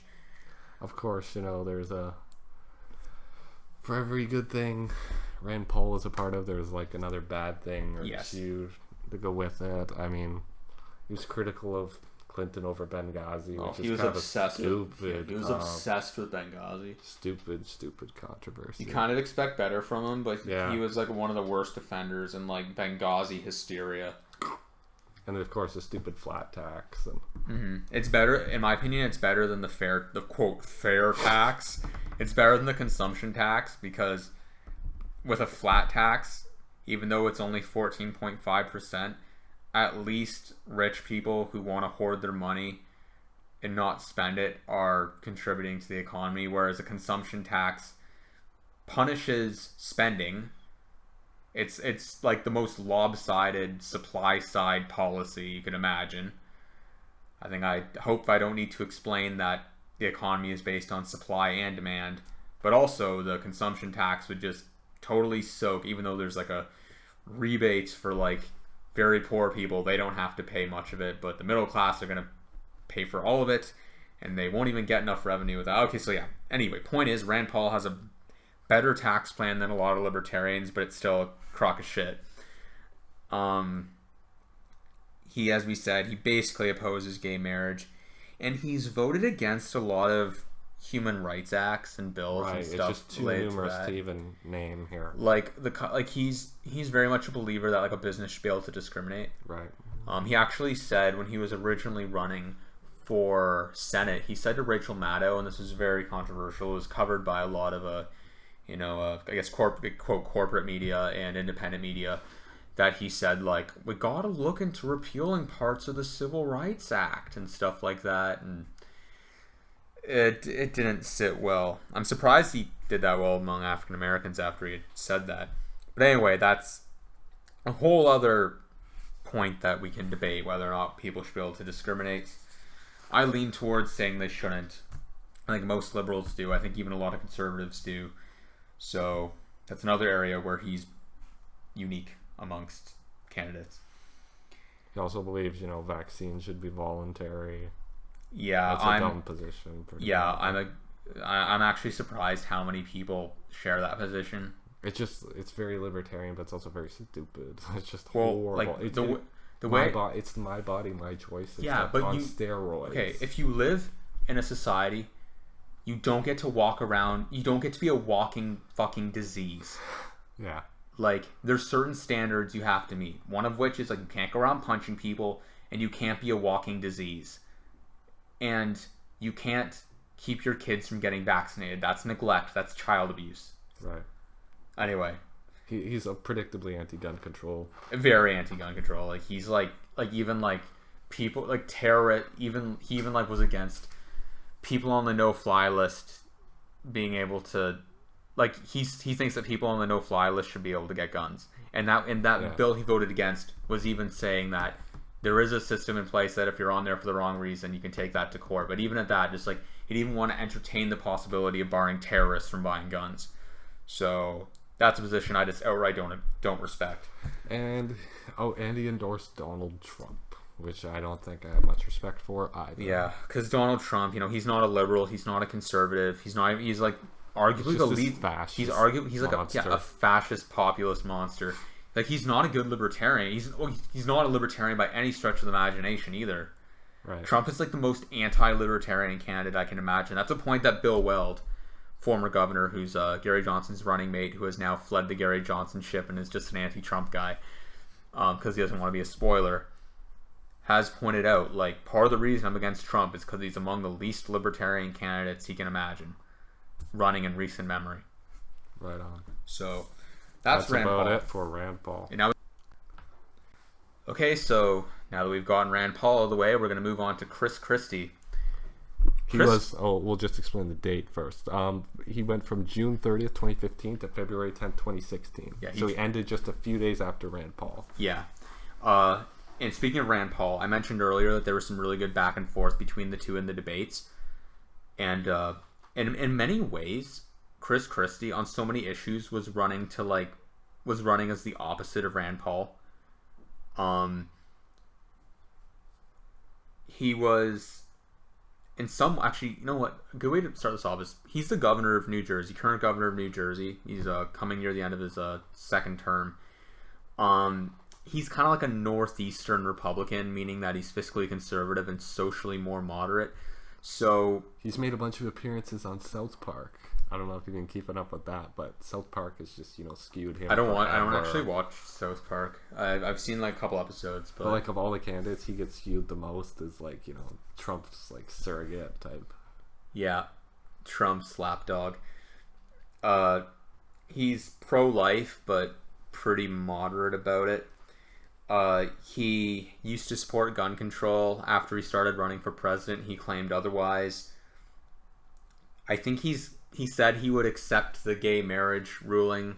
He kind of has to, but I think he's also said things in the past that, I think it's an institution between a man and a woman, but I would love my kid if they were gay. So, it's a better line than Ted Cruz would take. Very different line than a guy like Ted Cruz would take.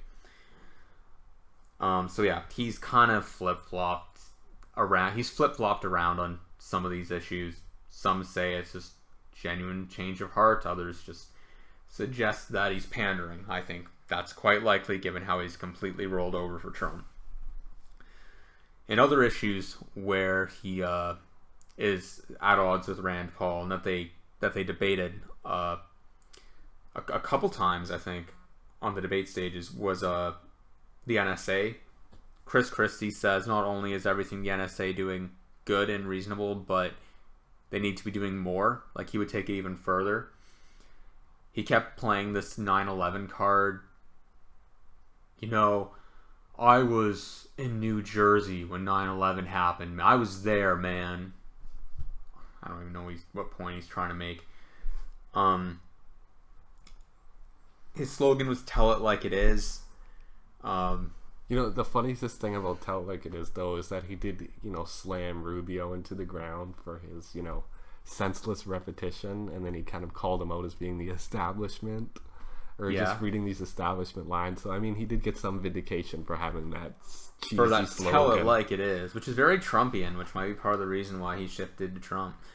Other than just like as a cheap career move because he wanted to be VP, but then Trump didn't make him VP, and there's a lot of drama around there. Because apparently part of the reason was because Ivanka's husband's dad was prosecuted by a young lawyer named Chris Christie. That's a theory. Theory. Wow. Yeah. Never heard that. So yeah, Christie also was very hawkish. Arguably maybe one of the more hawkish candidates who is running, even though he now supports Trump, who is really soft on Russia because he owes him a ton of money. Maybe, I don't know, Donald, release your taxes and we'll find out. Anyway, Christie was real tough on Russia, like, I'm gonna fucking have this epic pissing match with Vladimir Putin.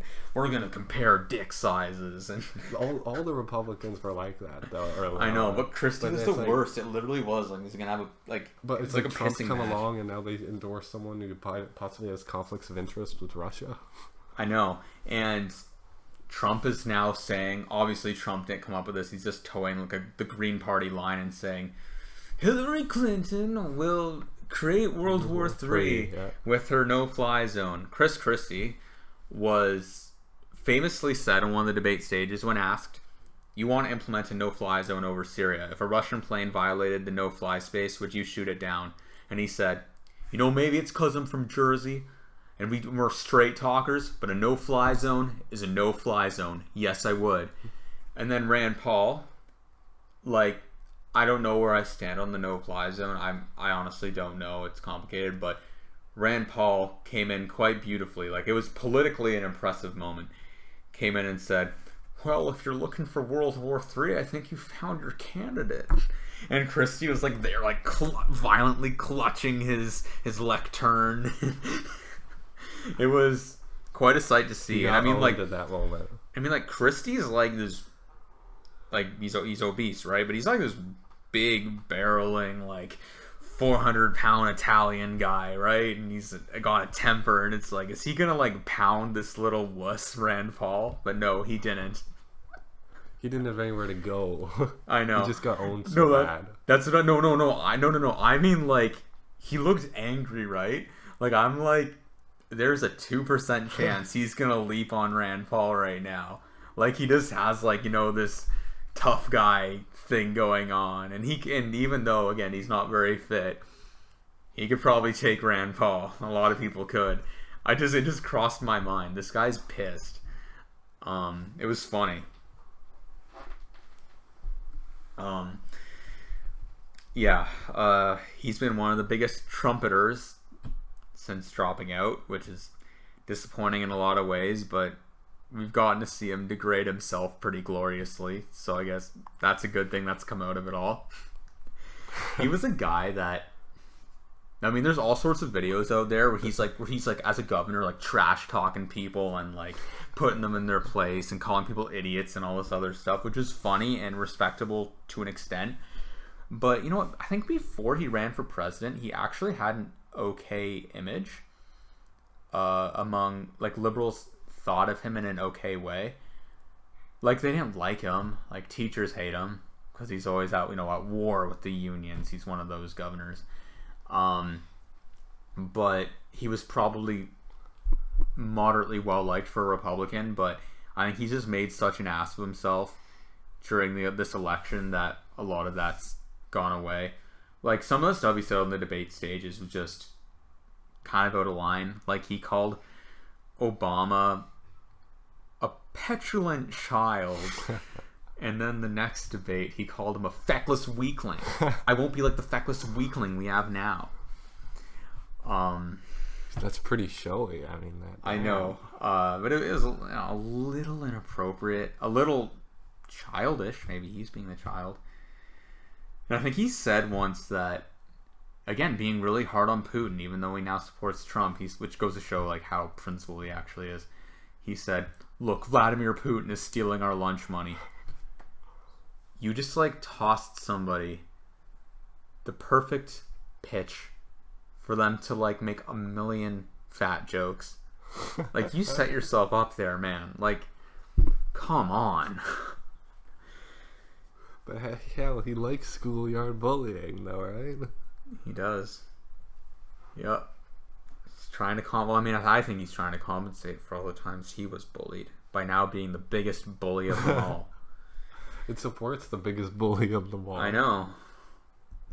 And yeah, Trump didn't steal your lunch money, but he takes all your contractors' money. He doesn't pay taxes. Yeah, he'll stiff you. He'll rely on you to pay for the roads and stuff that his company uses, even though he's a billionaire.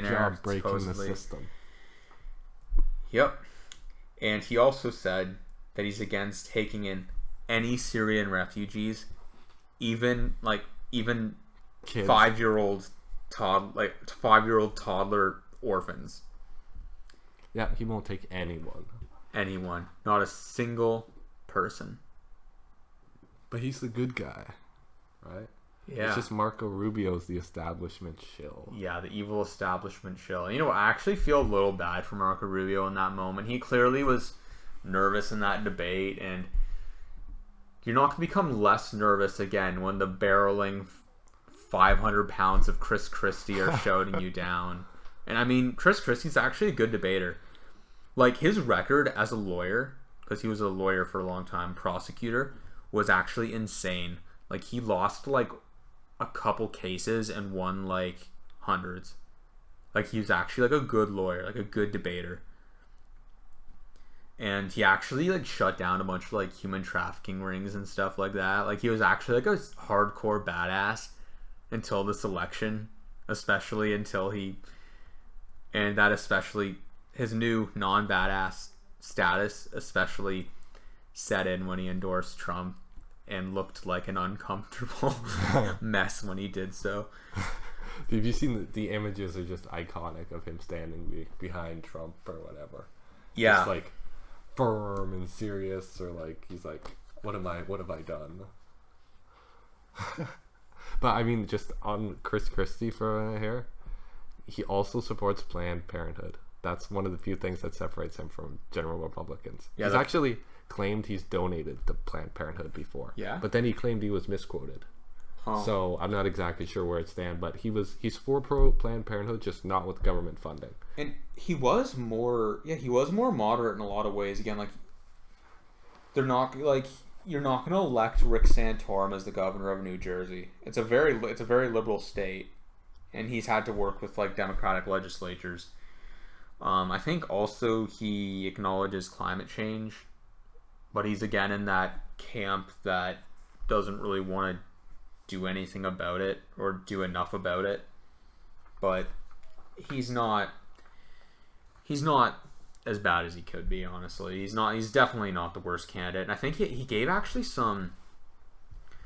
this really powerful speech too about drug use, about drug addiction. Right. Yeah, where he was talking about how like we need to treat it more like a health problem, and we need to like respect people who have these problems because there but for the grace of God go I.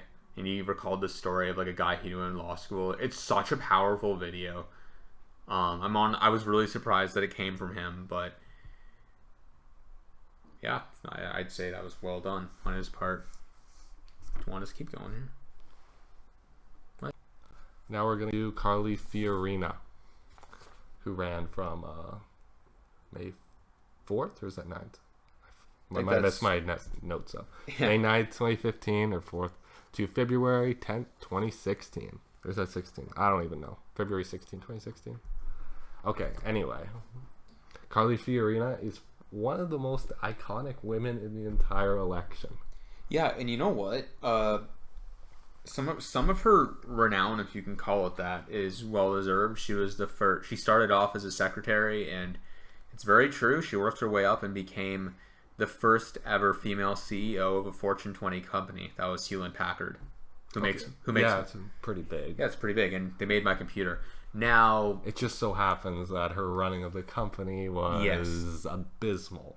Yes, it wasn't great, and she then like worked with during that time, and I think afterwards she's like worked with the Republican National Committee and stuff. And she had a failed Senate bid in 2010. Yeah. Honestly, she's not really qualified. Like, she doesn't really have any political experience, but she does have a lot of administrative experience. Honestly, people say they want Trump because he was a businessman. Like, if you're looking for a business person to run your country who was actually a good business person, not just some jackass who inherited a bunch of money and... Don't look to Fiorina or Trump. What, you don't look to Fiorina? I would say don't look to Fiorina. No, but I would say Fiorina is far more deserving of your attention. She wasn't somebody who was just handed it all. She achieved something pretty good, and even though the company went down, like I don't want to sound like she destroyed the company. She obviously didn't. I bought a computer from them like 2 years ago, and it's a good computer. But she actually like ran it like an adult. You know what I mean? Like, she's a decent administrator of these kinds of things, like a decent executive. She's not just like a chaotic buffoon of a business person, I think is fair to say. And she kind of has an image, I think partially because she's a woman, of being more moderate, but she really wasn't. I don't think she ever announced her tax plan, but I heard her talking about how like there's all these great conservative solutions like flat taxes and consumption taxes. Unbelievable. And she was saying that when she was talking about taxes, she said that and this is a common line that a lot of Republicans toe, that, you know what, a big challenge facing Americans is how big the tax code is. We need to simplify it.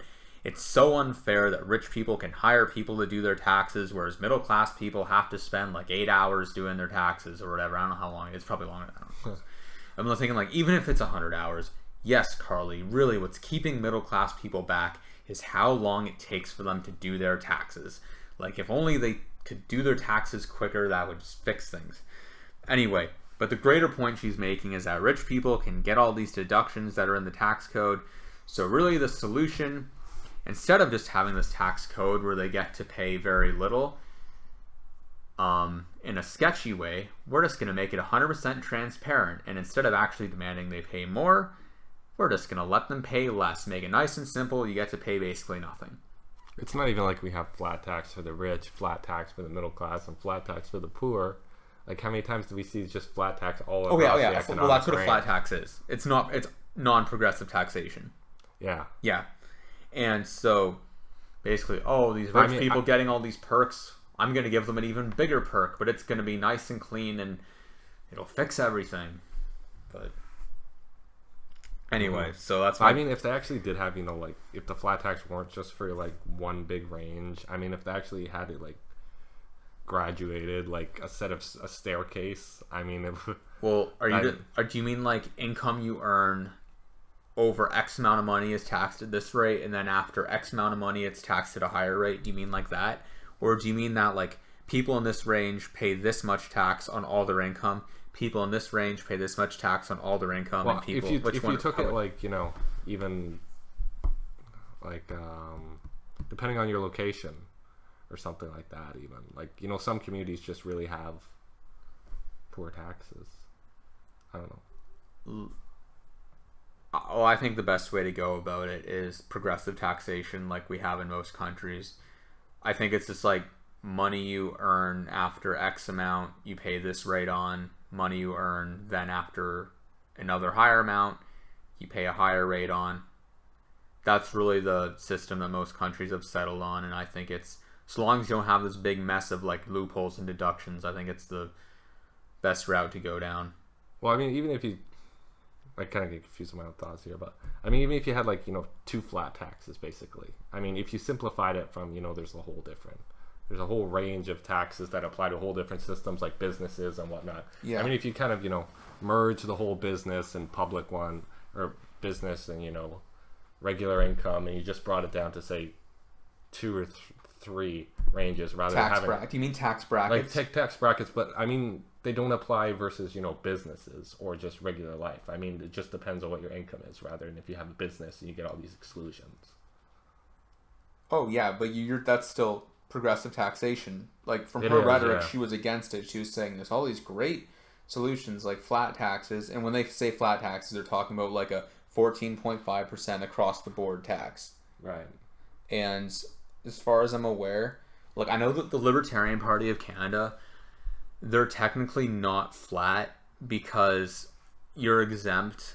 Your first $17,500 is exempt, meaning that the richer you are, the greater percent of your total income you'll pay. So in that regard, it's progressive, but not in the way that we would typically talk about with, like, multiple tax brackets and stuff like that, and not even in the way that I'm sure these Republicans are talking about. Like, as far as I know, they want the poor to pay those high rates too.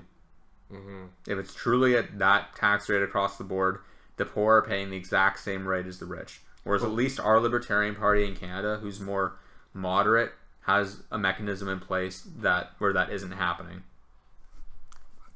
Like, why can't they just take, if they really want to simplify the tax code down so bad, like, can't they do that while, just having, a couple levels? Why does it need to be a flat or a consumption tax, or like some other, endless tax code, or one or the other? I mean, well, the reason why is because if it's simplified to something like a 15% flat tax or a consumption tax, rich people don't have to pay much. Sure. That's the reason why. But, like, why can't we have, tiered level, but also have, the simplification? But just have it clean, like, just cleaner, the principles that go behind what they call, flat tax. Like, simplifying the IRS and all these. So you're just saying simplified, less deductions, less loopholes, nice and clean but progressive. And not make exemptions for business, just make it like flat income. Doesn't matter if you're business or household. Just like keep it extremely simple like that. Why don't they just propose something like that instead? I like the idea of having things like if you have kids, some kind of tax break if you have kids, and stuff like that. But there shouldn't be like this big whole crazy tax code with these loopholes. It should be clear and simple. Like, it should be obvious whether you're eligible for a tax break. Like, if it's not obvious, it shouldn't exist. That's my take on the tax code. Anyway, that's a huge digression. I guess we finally got to address economics. We've ended up talking about social issues so much, but really that's what a lot of them run on. So, she has some pretty crazy positions. Of course, everyone knows her as basically the most intense Planned Parenthood supporter antagonist, right? Yeah, who just went wild over the videos. How many times did she speak of it? We've lost track. I mean, every time I saw her, pretty much in every debate, I mean, she just rambled on about that. Yeah, and they're doctored videos or whatever. And just speaking of like abortion and like that kind of ties into like issues revolving around women. Like, it really annoys me that people give Clinton flack all the time for playing the gender card, but nobody gave Fiorina flack for doing that. Like, Fiorina played the gender card all the time. Like, did she really? I don't remember. She did. She quoted Margaret Thatcher. She compared herself to Margaret Thatcher a bunch of times. She quoted Margaret Thatcher saying, "If you want something said, ask a man. If you want something done, ask a woman." And, like, literally, like, so many of her ads were just based around her being a conservative woman. And, like, she brought it up all the time. Like, really, half of her campaign was just fueled by her being a woman. And, like, she embraced that. Like, whereas with Clinton, it sometimes comes up, and it's come up a lot more lately since she's getting close to being the first female president. But, like, Fiorina was really milking it, but nobody ever called her out. Which might just show political tribalism. Like, conservatives will point it out when it's a Democrat, but not when it's a Republican. But it just really bothers me that there's that like huge double standard. It's like, why are you letting Fiorina get away with this? I don't know though. Maybe because she performed so poorly in the polls. She did have a bit of a surge. She did, really, yeah. After one of the debates, but the one that she supposedly won, wasn't it? Yes, but the only time it matters. Like, the only time when a surge in the polls matters is right before people vote. Like, if anything, you'll want to, like, hold back and then surge right before the voting happens, because otherwise it'll just go away. And we saw it with Fiorina and a bunch of other candidates. They had their 15 minutes, but it was the wrong 15 minutes. Ben Carson had his 15 minutes. He peaked way too early. Yeah. Then he died off, but he did get into those, conspiracy theories, which we'll delve into later. And Cruz, which we'll talk about later too. Cruz peaked actually at a really good time. He was really smart about holding back and peaking at the right time. Yeah, Fiorina, her foreign policy, while it was maybe more complex and a little more thought out, like she was talking about the South China Sea and stuff like that, while her foreign policy was maybe a little bit more informed than the foreign policies of other candidates, she did have some kind of terrifying positions. She actually claimed she would start war with Putin. Which, I mean, it's not even saying that if you had no other options, right? I mean, what was the context to which she said that? Do you remember? You made the note. Oh, shit, did I? Yes, right here. Okay. Damn, right. Fact check us. Go. If it's true, it's terrifying. If it's not, I'm sorry. Yeah, and she has very typical positions on like Middle Eastern issues. The typical really anti-Iranish stance, typical very pro-Israel stance, which might tie into the fact that she's insanely religious. She's against things like maternity leave. Wait, speaking of Israel, were any of the candidates this year, except for maybe Trump, even remotely neutral on Israel-Palestine conflict? Not on the Republican side, I don't think. Like Mike Huckabee had like a whole section of his website. Not even a section under. It wasn't even like under foreign policy. It was its own section about like how great Israel is. Yeah, she's against forced, I guess we'd call it just maternity leave, which most countries have. She's really bad on like women's issues. It's the thing, even though like she was like running her campaign on like, oh, I'm a strong conservative woman, but it's very bad on a lot of issues that actually affect women. Well, reason there was like how many Republican candidates and only one was a woman? Yeah, she wants to repeal the Affordable Care Act and replace it with jack shit. She would vote to overturn Roe v. Wade. She's against she supports voluntary vaccinations. She thinks that she came out and said that she thinks people on the no-fly list should be able to own guns.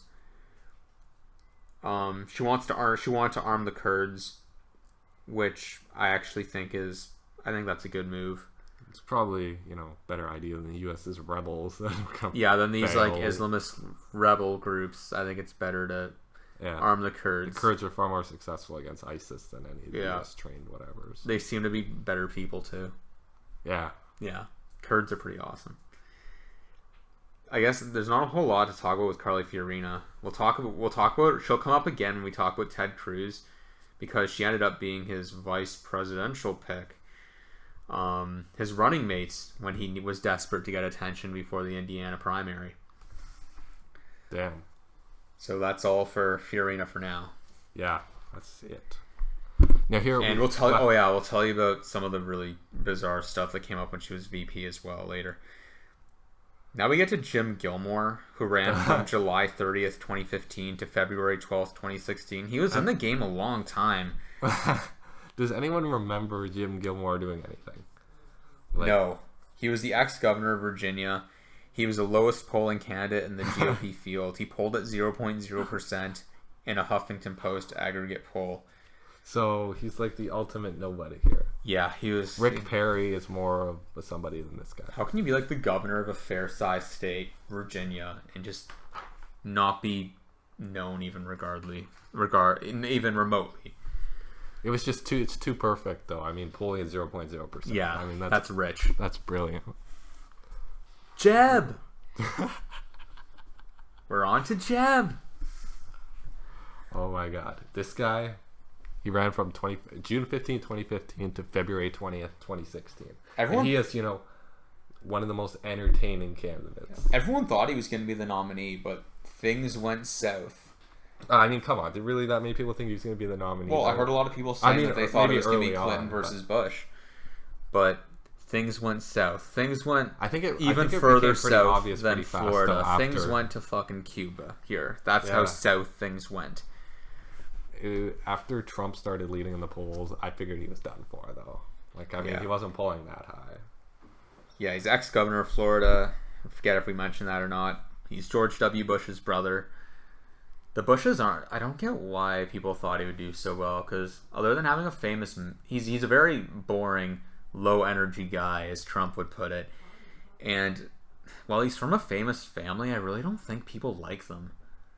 People don't like George W. Bush. I mean, how much ammunition did Trump have to, just go after the Bushes after the Iraq War? And most of what he was saying was completely fair. His slogan was "All in for Jeb." It's funny that he has that slogan too, because, his super PAC was like over $100 million, or his PAC or whatever. Yeah, he brought in so much money. He brought in fat stacks. Yeah, I don't know where specifically all that money came from, but he got, other than maybe Hillary Clinton, he got more money than anyone. Well, for a while he was taking in more than Clinton, but I mean, obviously Clinton's gotten a ton now since she's the nominee of one of the parties. And Trump, although he's a nominee, has gotten nothing because nobody wants anything to do with the guy. Especially rich people who know him and know what a scumbag he is don't want anything to do with him. Well, I mean, Trump has gotten donations though. He has, but he hasn't gone anywhere near as much as like Mitt Romney or Clinton or Obama or really a party nominee should be getting. Sure. Anyway, that's Trump. Bush spent a ton of money. A lot of them on Trump attack ads. Which I think attack ads don't work in this environment. They can backfire. Because it's just like, it's propaganda. I think people see that, like, they see attack ads on Trump. They're like, oh, the establishment is going after Trump again. I mean, I don't think it works. And it just backfires. Jeb Bush, people often say it's Hillary Clinton, but I would contend, like, Jeb Bush is, like, the most establishment candidate that I could possibly imagine. I don't know. Give me a fee of Rubio. Well, Jeb Bush is white, unlike so Rubio. Marco. Well, he's Hispanic white. It's white. I mean, but if you're racist, you won't think Marco Rubio's white. I mean, that's just like racists who come up with that distinction, kind of like people who think Jews aren't white or something. Though I mean, Marco Rubio's about as white as. Well, I mean, like on the census, he's Hispanic. Yeah. Well, it's a technicality, but anyway, Jeb Bush is. If we're talking establishment, he's a WASP.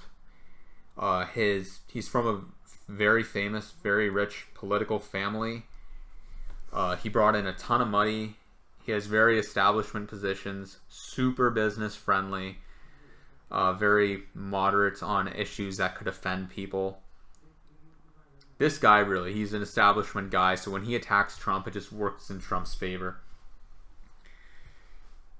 And as we mentioned, he does have some moderate positions. He's a more liberal Republican compared to other people who are running. On immigration in particular, he is more moderate.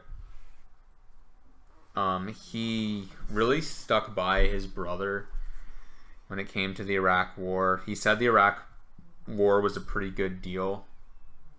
I don't know by what metric he was determining that. By how much money we spent? How much we gave to military contractors? Yeah. That didn't do him any favors. What was this controversy he got over before? Off the record. He got in some controversy over something he said. Remember that? And it just blew up. It was kind of out of context. Do we remember? I remember he said something. There was some. He's a pretty uncontroversial guy, but I know he tweeted that picture of his gun with the word America, which caused a lot of outrage, especially since it was right after a mass shooting, which could be any time. I guess there's mass shootings all the time in America. And stuff happens. Right? Wasn't that after? Right, and after a mass shooting. Yeah. He said. People said, what would you do? And he's like, look, sometimes stuff happens, and the inclination. When I was government, stuff happened, or whatever. It's just. And the inclination is to do something. I don't think he said inclination, but the inclination is to do something, and it's not always right. I got a Breitbart quote here. I just looked it up, so did you? I'll read it.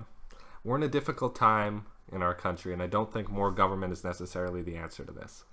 I think we need to reconnect ourselves with everybody else. It's very sad to see, but I resist the notion. And I had this challenge as governor. Stuff happens. There's always a crisis, and the impulse is to do something, and it's not always the right thing to do. Wasn't that in response to a mass shooting? Wasn't he talking about gun control? I think he was. I believe someone that's why it was basically, they were basically saying, what do we do about gun control or something? Oh, okay. I believe that was the context. Yeah. He said what he was saying was not specifically referring to the Oregon shootings. Oh, okay. Maybe I took the media spin or something. Honestly, though, that was the most blown out of proportion controversy of the election, I think. Well, maybe not the email, but Benghazi. Okay, on the Republican side, we'll say that. But I mean, what he said wasn't really that insane. I mean, he's right. The only thing his wording was just stuff happens. But I mean, you can't get much more politically that was correct probably an unfair attack. I wasn't even aware. I thought that was the context. He wasn't even saying that the Oregon shooting stuff happens. He says when he was governor, stuff happens and we can't always do everything about it. We can't right every wrong. Maybe that's it was just blown out of proportion. I'll take your word for that. I think Jeb Bush, as much as he's kind of annoying and a Republican and a Bush, but I mean, he's one of the ones I ended up siding with more on, I side with I think on more issues he's liberal than most of these Republicans. I mean, he's also one of the better truth tellers too. I mean, if you go look at his PolitiFact record, which I didn't manage to write down, but I mean, it's significantly better than, you know, Trump, Cruz, I believe Rubio, and a lot of the other top tier candidates. Yeah, and Jeb Bush was entertaining at times. Like, you guys will all remember the "please clap" Oh, that incident. Was the best. It was. Jeb. Gotta love Jeb. And speaking of entertainment, we move on to, well, not the best. Huckabee's the best. Forever and always, Huckabee is the best. We move on to Ben Carson, who ran from May 3rd, 2015 to March 11th, 2016. He rallied against and continues to rally against political correctness. I don't think any candidate rallied against political correctness more than he did, except maybe Trump. Can you think of one that mentioned the word political correctness more? I feel like every interview Ben Carson is in, he mentions political correctness. Yeah, it's definitely more than Trump. Trump has done it a couple times with his, like, you know, he'll like post an image on Facebook of Trump and a flag. I have no time for political correctness, and neither does this country. But Ben Carson was obsessed. He's like the fucking Dave Rubin of Republican candidates, obsessed with political correctness. It's just like, give it a rest.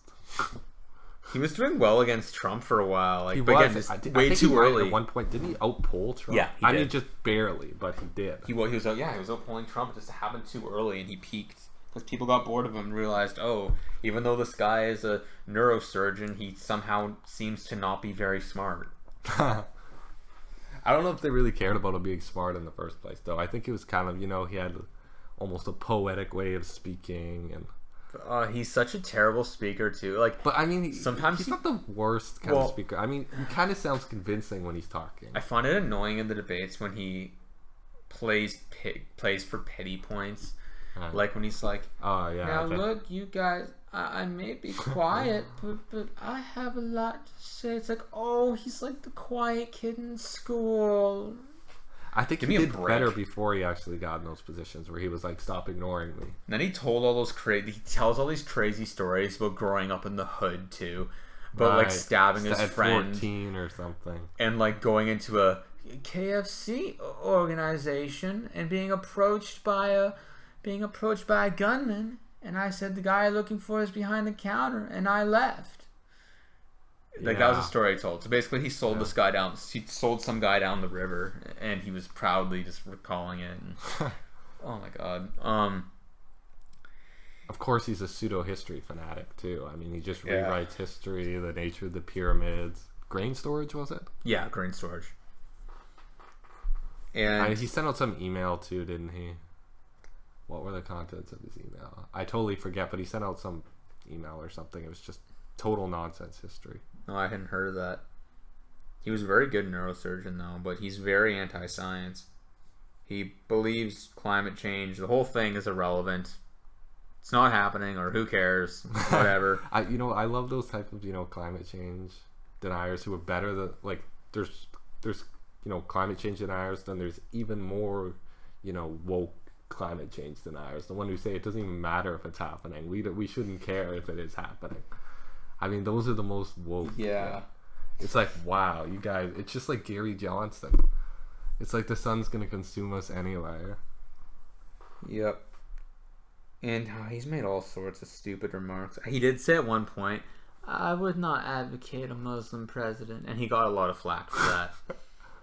And then Carly Fiorina jumped on that to get political point. She said, so long as someone has faith, I would support them. So, fuck atheists, right? We don't need an atheist. Right, yeah. Get him out of here. Get him up against the wall. Trump's wall. He'll build it. Right. Do we really need to talk about Ben Carson that much? Like, I mean, is there anything you want to say? I mean, I guess he has lots of positions. We've already like a lot of them Obamacare is the worst thing since slavery. I mean, he definitely went there, I guess. I mean, like, the funny thing is about that, this is a guy that believes abortion is killing kids. Yeah. So you think that Obamacare, poor people getting health care, is worse than the mass slaughter of kids. Who the fuck are you? Yeah. I mean, I love the fact, I don't love, but I mean, it's just too hilarious that he criticized the Oregon shooting victims for, not doing more about their situation.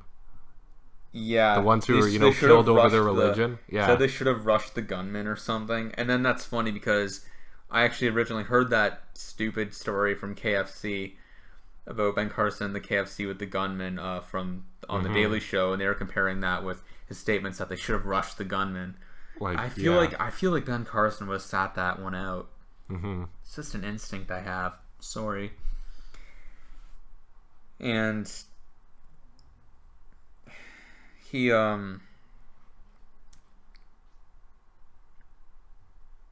sorry, I had completely lost my train of thought.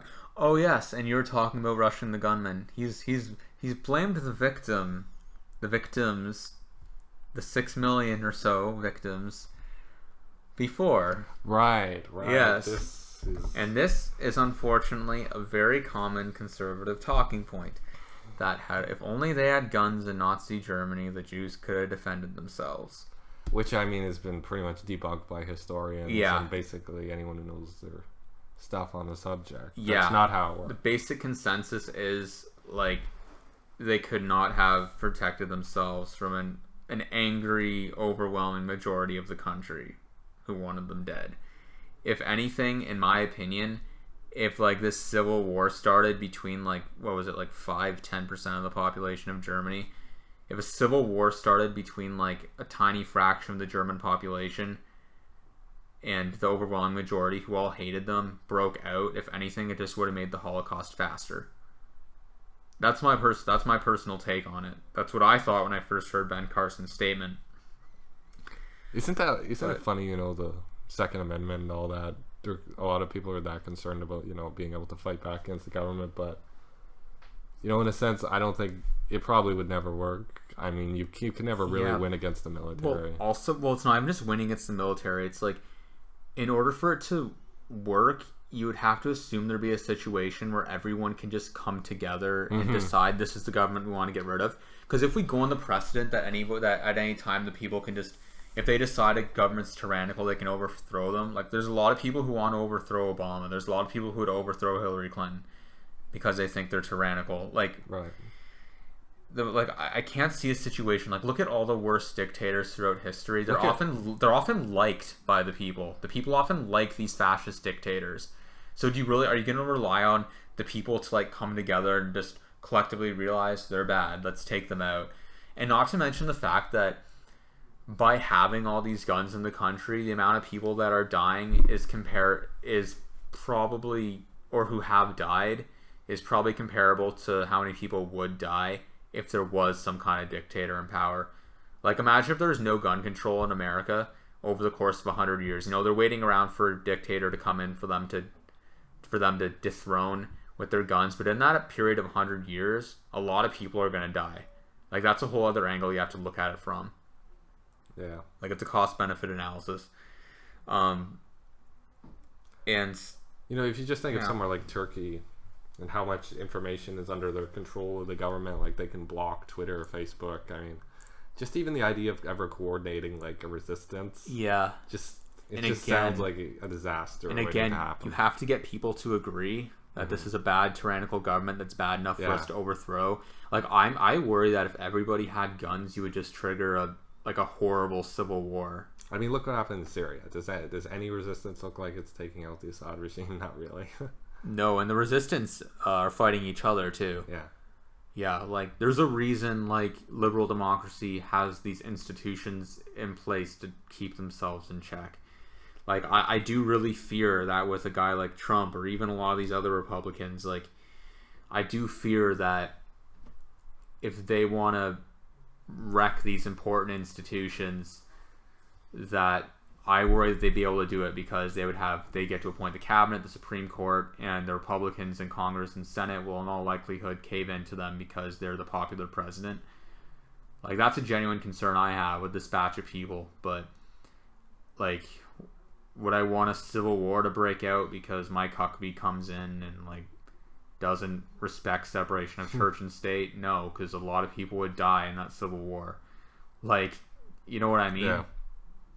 I mean, imagine what a bad civil war would be like in America. We know how bad civil wars are in Syria. The civil war has been in Syria. I mean, just imagine on a scale like America. Well, America had one where they had like muskets. I mean, muskets. They had swords. Junk equipment. Now we're talking, the government has all the tools of oppression and no, but like power. Even though the people though, look at how well armed the people are in the States. Yeah, I know. You got like a lot of people have like there's people like semi-automatic weapons, and they're all just like circulating throughout the country. A lot of times, like not even tracked. And I mean, like, yeah, the American military is really powerful, but just imagine how bad like infighting would be among American citizens. Yeah, with the weapons they have, like we're comparing a musket to an AR-15, like yeah, it'd be horrible. And the government almost wouldn't even need to take a side. Yeah, they could just let the people battle. Because like we have an almost 50-50 divide in the States of these conservatives and liberals, and liberals own guns less frequently than conservatives, but I'm pretty sure if there was a civil war, liberals would arm themselves. Well, if there was going to be a civil war, you would arm yourself, and it's easy to get armed. Right. I mean, might not always be that simple, or because look how fast something like Trump could come up on us, right? Just who all knows? These people it's talking scary about stuff. overthrowing the government. What? The easiest way to deal with all this stuff is to not elect people like Trump, not elect potential dictators, right? Or not even dictators, just fascists. Fascists, yeah, because they don't have to be dictators. It's very unlikely that Trump is going to change America like from democracy. That's highly unlikely.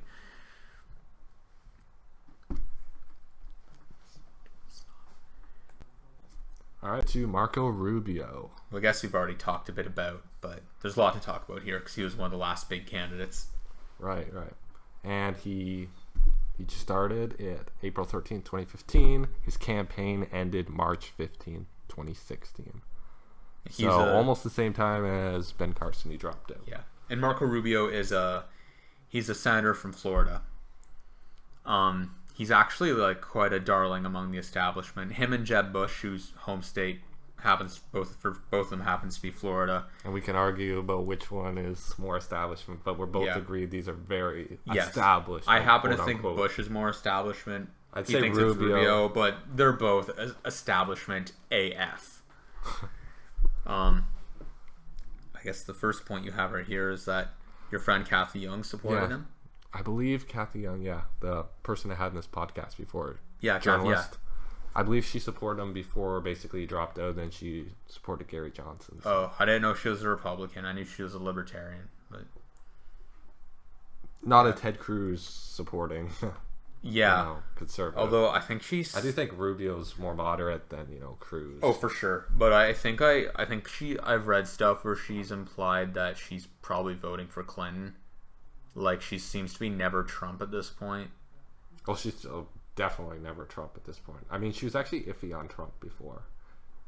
Well, a lot of people were. To be fair, like, very early on, I was iffy on Trump as well. But I think a lot of people are never... I think there's a lot of people who are tacitly supporting Gary Johnson at the moment who are probably going to who will probably vote against Trump. That's my feeling. Right. I hope that's how it goes. I think Kathy Young, like, just... Her rhetoric implies that she's somebody who wants to vote to block Trump. Right. But anyway, I should ask her about that.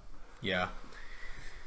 And speaking of Trump called Marco Rubio Little Marco. That was his nickname. Was his nickname? Because he looks like a boy up there. Because he's a younger guy. He's 44. He's got some energy. I don't know if we mentioned it, but he was low energy Jeb. Low energy Jeb Bush. Jeb Bush's nickname from before too. So yeah, he had his whole list.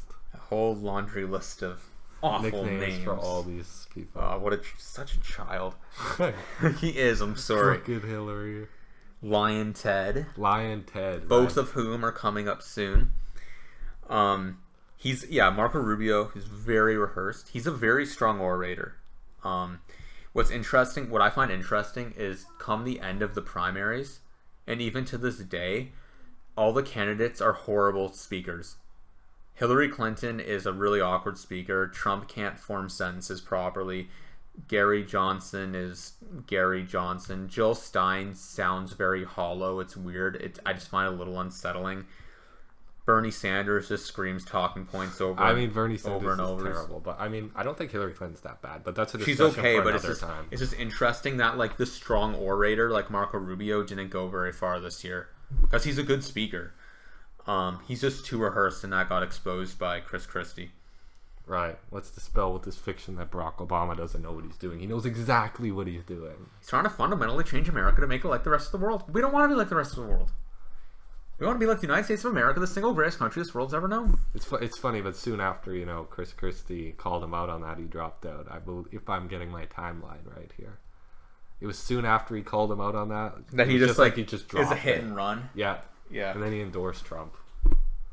Honestly, I don't really know that we need to talk about his policy that much. I mean, they're very typical Republican. It's kind of, hawkish mixed with, Republican traditional talking points. Yeah. He's like stem cell research. He's against that. He was called out as being a neocon, which for basically is hard foreign policy. Yeah, for having a tough foreign policy. Basically, like, hate for it to come down to this, but if it favors the rich, who are his donors, Rubio is probably for it. Like, right. I think he got a lot of money in his PAC, super PAC. Whatever. He did. He brought in a lot of money, not as much as Jeb, but he did get a lot. He's pretty crony. He's kind of like a typical crony Republican. He disappointingly ultimately ended up supporting Donald Trump, even though he like hilariously trash talked Trump several times. Except the thing, it was annoying because Trump, he's just being like this petty, petulant child. And Rubio was like kind of, keeping his maturity. But then he decided, fuck it, this isn't working. I've been swearing a bit. Is that okay, you think? That's fine. It's fine. Who cares? It's an online podcast, man. People swear. Then he just figured, screw it. I'm going to trash talk Trump. What we're doing now isn't working. And it just come off if I may interrupt, it just come across too much pandering though. I mean, when Marco Rubio and Ted Cruz they ganged up on Trump, it didn't seem as authentic as when just Trump has just been trashing everybody since the beginning. But Rubio's a good trash talker. He's actually a good trash talker. Like a lot of funny stuff came out of like that week where he just was making fun of Trump. Sure. But then he ended up supporting him. I think he said it was as a never Hillary vote. Yeah, socially conservative, anti-climate change. I don't. Economically, very right wing. However, one thing that sets him apart economically is I think he more or less wanted to leave the tax code the way it was. Like for income tax, I think he wanted to lower the top rate from like 39 to 35, which is a cut for the rich, but it's 4%. Ooh, it's not a big deal. And I think he had a plan to significantly lower taxes for middle and working class families. Like I think it was like a pro family tax plan. Some conservative economists were outraged by it, and I think I would imagine he sort of went against the wishes of some of his donors when he did so, but that's a positive thing about Rubio. Although there's a lot of bad, other than the fact that I just think he's smarter than most of the other candidates. I don't know if he has much going for him. I mean, he thinks Black Lives Matter is a decent cause, but I mean, other than that, most of his positions are just like typical conservative establishment. He also too, there's some issues with his competence, even though he presents well. He missed a ton of votes in the Senate. Like, you only have to be in, like, Senate meets like twice a month. That's an exaggeration. Didn't Rand Paul call him out on that about? He was, and Jeb Bush called him out, but Jeb Bush sounded like a really uncool dad when he did, and Rubio, people sympathized with Rubio. Yeah, but Rubio wasn't showing up to the Senate much, and he missed a lot of vital votes, and it's suspected, and I'd be among the people who's suspecting this, that he was missing certain votes on purpose because he wanted to run for president and he didn't want to have to stand by a record of some sort. He wanted to be able to sort of change depending on what people wanted. Like, he missed a lot of votes on immigration because he knew it would be a hot button issue, and he was totally right. And yeah, he also is like he also is like sort of like a professor too. Like he was teaching a course and missed a lot of his public service to go do that job and make extra money. I read his reviews on Rate My Professor. Some say he was like fantastic, and some said that he was just using them as a focus group. He was just using the class as a focus group for his presidential run, which is kind of funny. But imagine what he drew on the blackboards. Dicks. A lot of dicks. And here we are at Mr. Ted Cruz. The greatest. Of all time. Right. We have to call him Lion Ted every single... Yes. We can only refer to him as Lion Ted henceforth. He holds the Bible high and then he lies. Oh, yeah. Oh, ran from March 23rd, 2015 to May 3rd, 2016. Ted Cruz is a really scary candidate. Lion Ted. For a long time, the first time I felt genuine fear of Trump was when Ted Cruz dropped out, because I kind of viewed Trump as a bulwark against Ted Cruz. I'm honestly starting to wonder now whether Trump is actually any better than Ted Cruz. I think they're both really, really terrible candidates and terrible people who just shouldn't be anywhere near the White House. But that's insane. That's where we're at.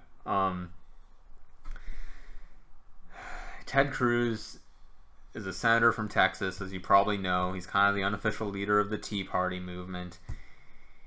He fancies himself as anti-establishment, but really what that means is that nobody likes him, and he just wants to feel good about that. No, not just that. He also wanted to get a portion of Trump's anti-establishment vote. That is true, but for a long time, he's acted like an anti-establishment guy. He even, on the floor of the Senate one time, I think when he was doing one of his famous disruptive filibusters that nobody, even Republicans, like, and he was talking about, like, the Rebel Alliance being like the Tea Party is taking up arms against the empire. Obama's empire with Obamacare and big government spending and a lack of regard for the Constitution of the United States. Okay, so now if we're actually going to talk about like some things that are scary about Ted Cruz, not only is it telling that nobody likes him, as Lindsey Graham quite cleverly joked about. I think he's poison in the metaphor. Yeah, he's the poison. Someone. Yes. Trump is the gunshot. His economic policies are like viciously right wing. At a certain point in the campaign, he was spewing a bunch of garbage like, "I'm in this for the union man, and I'm in this for the little guy who's being treaded on and whose wages have been kept stagnant by big government's bad policies." But in terms of the actual policies he would enact, none of it is pro-poor whatsoever. Like, there is something a little sick about seeing him, like, put his hand on the shoulder of a poor person and feign compassion for their struggle. Again, favors a flat tax. And, you know, I don't really want to alienate, like, fiscal conservatives too much, but I don't want you to, like, stop listening because we've been trashing flat taxes. Like, that's our stance on it. We've defended our reasoning why. I don't understand why anyone would really be for like their proposed idea of a flat tax. Just awful. Yeah, it just but gives the rich. You know what? Gives the rich. Yeah, you're right. Get out of free card. But it doesn't like. I do know some people who consider themselves libertarians who hate Ted Cruz. Like, there's a lot of reasons to dislike him that have nothing to do with his fiscal policies. Right.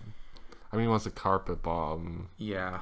ISIS till the sand glows. He's got no understanding of foreign policy or civilians, essentially. Yeah, he said they would carpet bomb Iraq until the desert glows at night. I think by that he meant they were going to turn the sand into glass and then it would glow because of the moon shining on it.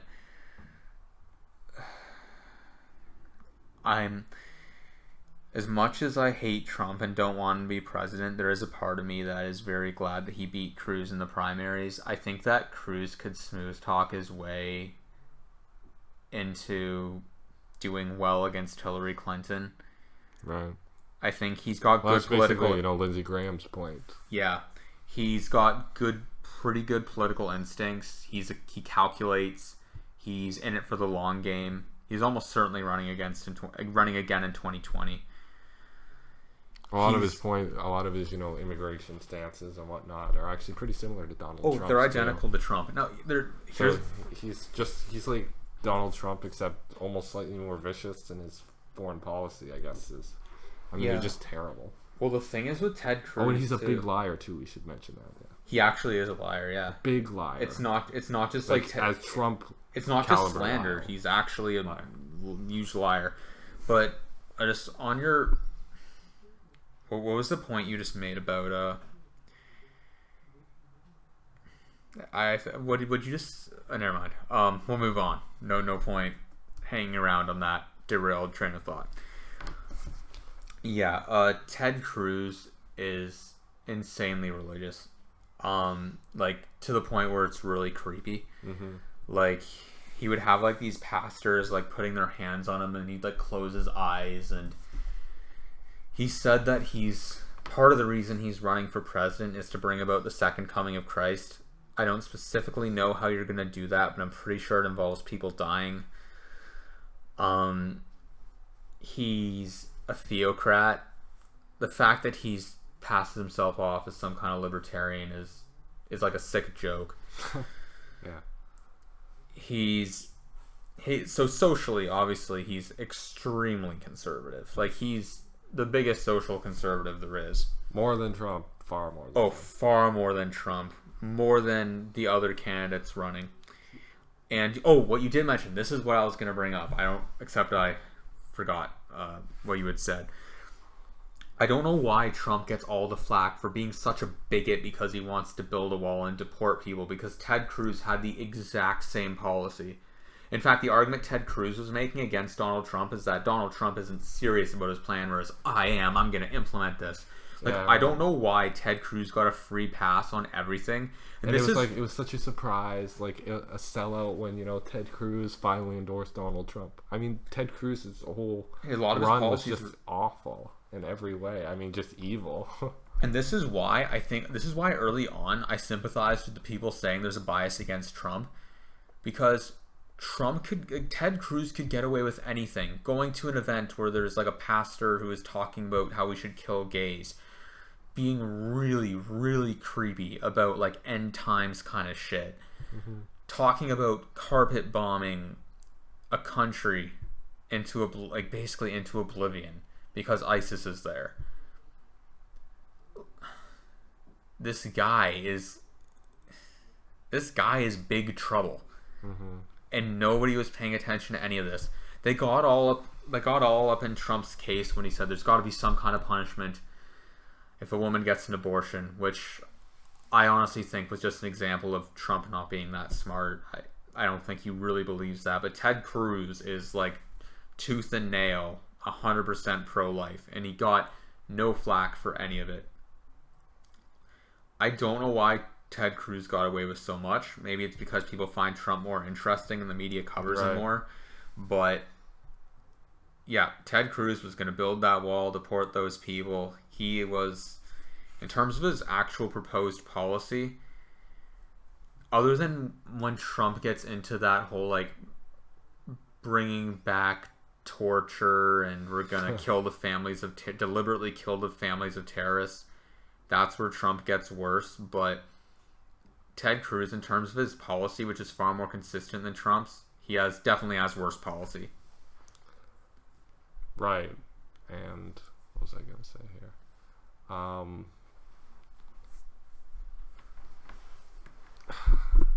There's something Ted Cruz did. Well, actually, no. What it was, journalists at a certain point, how everyone at this point is like, if Trump's elected, it's the end of the world. There actually were a bunch of articles journalists were posting that were basically arguing, Donald Trump was vastly preferable to Ted Cruz. I mean, yeah, if Trump is the end of the world, I mean, journalists have already pointed out before, time and time again in our editorials that, Ted Cruz is worse than Donald Trump. I mean, if Donald Trump's the end of the world, what is this guy? I was maintaining that position. I've maintained that position for a long time. I have become skeptical of that position lately with Trump. Some of his stuff lately is just terrifying. Like, his rhetoric about nuclear weapons, his attitude towards nukes, and then the fact that he's now weighing in on the India-Pakistan conflict, that's terrifying to me. Frankly, I think Ted Cruz would be better because he probably wouldn't fire off nukes randomly. Other than his end times kind of stuff, like I really worry with Ted Cruz that when he talks about carpet bombing the Middle East and his like obsession with Israel, yeah, that's actually extremely dangerous. And if you couple those things with like, you know, just the bringing back Jesus stuff and carpet bombing Iraq, that's like, I look at Ted Cruz, I think here's a guy who, if given that power, like, he might feel personal incentive to ramp things up in the Middle East. Imagine if Iran tried to do anything to Israel, right? I mean, he could launch nukes against Iran. Honestly, just because Ted Cruz is calculated and smarter doesn't mean that he's not doesn't mean he's not as evil as Donald Trump. Donald Trump, I think, is evil in the sense that he's like a psychopath and doesn't give a shit about other people. I think Ted Cruz is evil in a more conniving kind of way. Mm-hmm. He's a scary guy. He's going to run again in 2020, and I really hope he's stopped. I think he will be. I don't think he's popular enough among people to become president, but this year, against somebody as unpopular as Hillary Clinton, he might have stood a shot, and that's terrifying. That's really scary. And, you know, like I said, I'd been contending for a long time. Look at this Ted, like I was saying to my friends, like in person and on Facebook, who are all throughout the primaries, super anti-Trump. He's a bigot. He's a racist. All that stuff. I was saying to them, really, guys, look into this Ted Cruz guy. Like, you want them to dump Trump? Like, what are you trying to achieve? Then you get Ted Cruz. There are actually people celebrating that Donald Trump lost the Iowa caucus to Ted Cruz. Like, clearly those people haven't seriously thought about the implications of a Ted Cruz presidency. I mean, it's just two extremely dangerous options. They're very dangerous options. I don't even know which is more dangerous. I don't know either. Like, in terms of domestic policy, they're both really bad. Ted Cruz might actually be worse than Trump domestically, because I don't think Ted Cruz is going to respect things like free speech and all that and free press. I don't think either of them will. When it comes to foreign policy, it's a toss-up for me. Like Trump talking about, like, I think we can be agreed here though that foreign policy is far more dangerous with either of them than domestic policy. Yes, yeah, because Donald Trump has the whole like, oh, nukes, who cares about nukes? And now the fact that he's weighing into the nobody's talking about this India-Pakistan thing, but this is maybe the most dangerous position Trump has taken. Whereas on the other hand, with Ted Cruz, there's this whole end times Middle East stuff that we were talking about, and I'm not convinced Ted Cruz wouldn't use nukes. I'm not convinced that Ted Cruz wouldn't push the Palestinians out of Israel and nuke, and then, if not nuke, have at it with the Middle East to try to stir up the second. He's already coming. an aggressive warmonger as it is with his comments. You know, just destroy everything in ISIS. I mean, just obliterate them. I mean, that's dangerous combined with this rhetoric. I mean, definitely. He's more aggressive than Donald Trump, and I think that's basically all there is to say about Ted Cruz. Is there anything you want to say? I feel like I said a lot, but no, I think you basically covered it. He's an extremely dangerous warmonger who may try to bring about the apocalypse.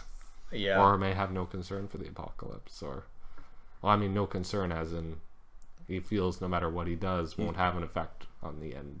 He's going to heaven, right? Yeah. That happens. No, absolutely no to Ted Cruz. Yeah. That brings us to our final candidate. Yes. The one and only John Kasich. Who just cast his vote, and he wrote in John McCain. Oh, right, he did, didn't he? He did, yeah. Yeah. Okay, he ran from July 21st, 2015 to May 4th, 2016. May the 4th be with you. He's the governor of Ohio, which is currently a very important swing state. It's a swing state where Donald Trump could have really used his endorsement. Could you believe Texas was a swing state very recently? Yeah, it was a swing state for a while, yeah. But again, if there's any Americans listening to this, if this happens to be up before the election, because this is like a review of the election. But if this is up before the election, like, even though you're hearing the stuff about Texas becoming a swing state, yes, like, Hillary is flawed. Hillary's not perfect. There's stuff I don't like about her. I don't love Hillary. But at the same time, I don't like Gary Johnson or Jill Stein. You don't have any great options. To loosely quote the old Lyndon B. Johnson ads against Barry Goldwater, vote for Hillary Clinton. The stakes are too high for you to stay home. Would you agree with that, Stephen? Absolutely. Okay, good. I want there to be no ambiguity about that. There should be no ambiguity. There should be no ambiguity on where we stand here, especially given that we're going to talk about Hillary, and not everything we say will be positive. We want to be absolute, and not everything we say about Gary Johnson or Jill Stein will be positive, to be clear. We just want to be entirely... We want no ambiguity on where we stand on this. Mm-hmm. No matter how much we criticize Clinton, there's no argument. No, Trump is by far the worst of the four major, if you can call two of the major candidates. Whichever one is doing the best against him, you should vote for. And that happens to be Clinton. And it's not by a small margin. And yeah, it's by a very large margin. Neither Gary Johnson or Jill Stein, who are going down in the polls, are going to be anywhere near...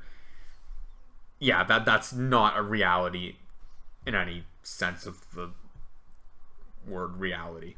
All right, so back to John Kasich. He's actually one of very few people in the election. I believe it's Jeb Bush, John Kasich, Lindsey Graham of the candidates who didn't endorse Trump eventually. Yeah, so he never did. That's one of his, I guess, a few standing points.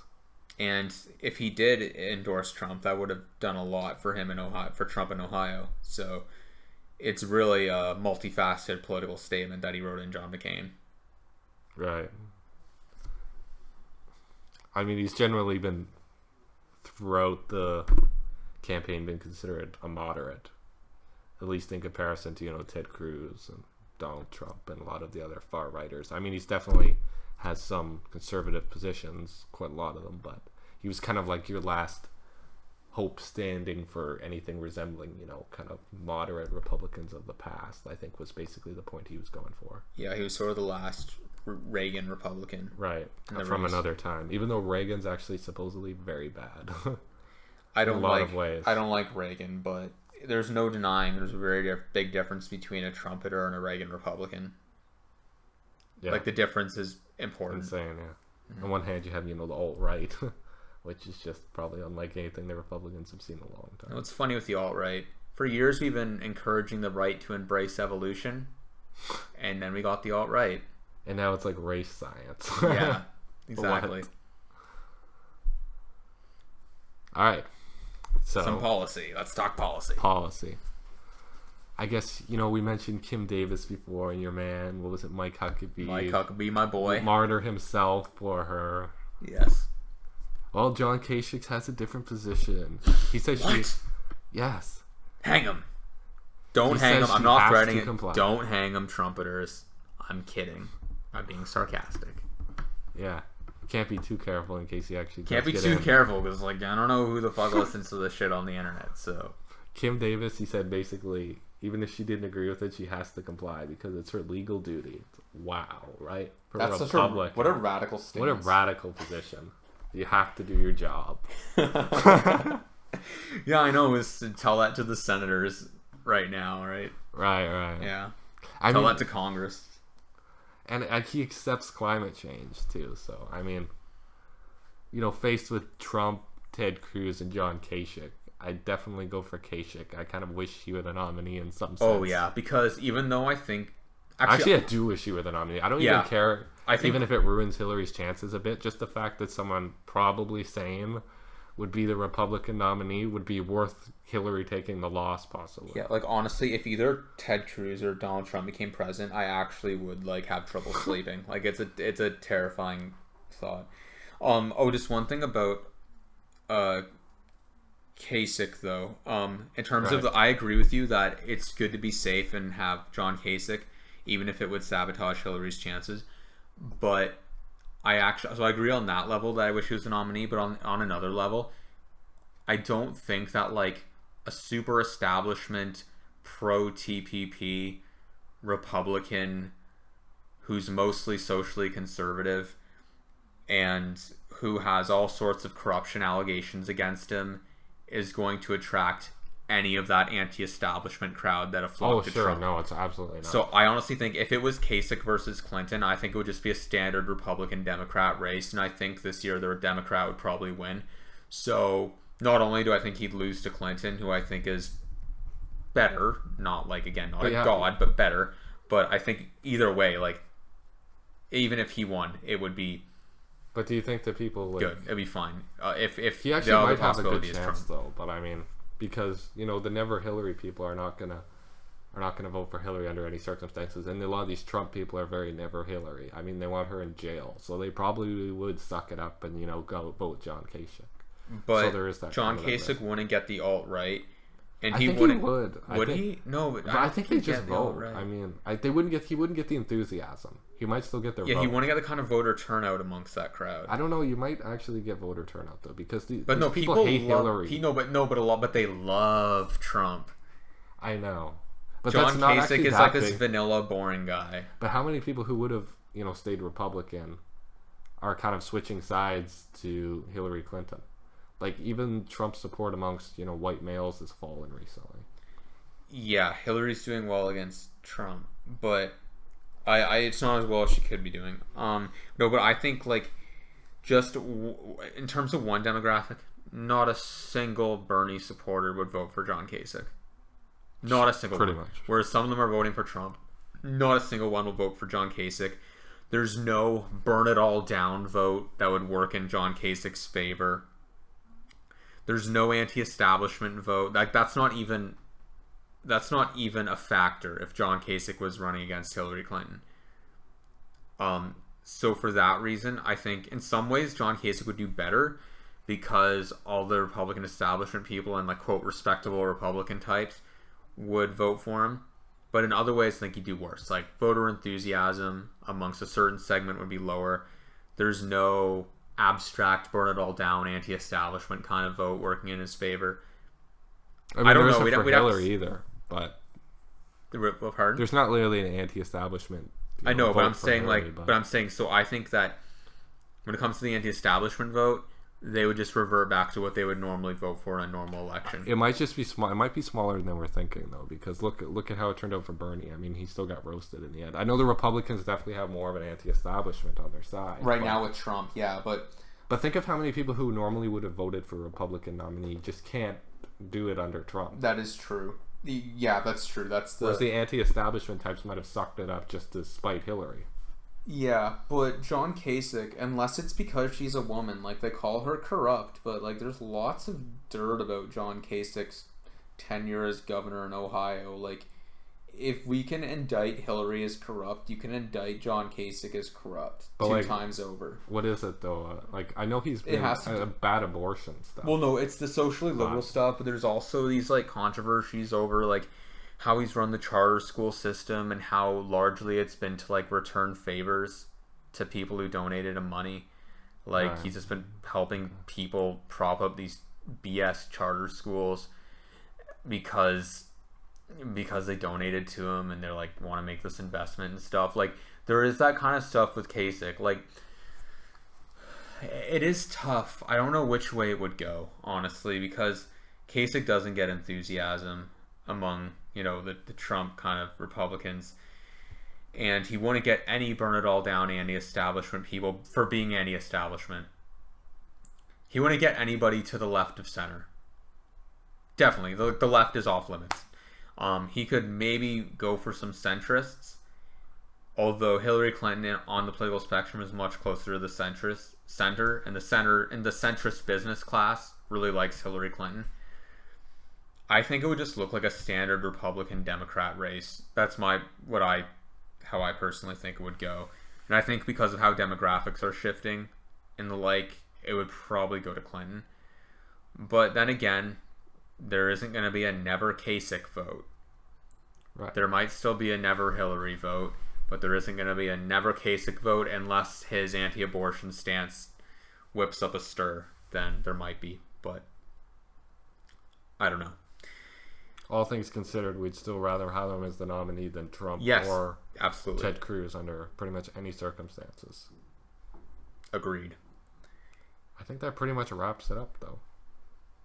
I think it does. I mean, again, John Kasich, other than showing humanity towards gay people and allowing the Obamacare and fully accepting Obama, there's a part of Obamacare that I don't know all the details, but that governors have the power to reject. Like when it comes to their state, they can reject the Medicare expansion, which is part of Obamacare. Again, you can help me with the details if I'm wrong. But a lot of Republican governors are saying, no, we don't want this federal money coming back to our state. But John Kasich was like, now look, I oppose Obamacare, but I mean, this is money Ohio taxpayers are paying to the government, and I'd like them to get it back if they can. So he didn't leave a bunch of people uninsured like a bunch of other Republican governors did. Good for Kasich. But even at that, he's honestly from my perspective, he's not a good candidate. I don't like his stances on most fiscal or social issues. And that about wraps it up, I think. So I think that wraps up our first chunk of our 2016 election candidate analysis. We will be doing more.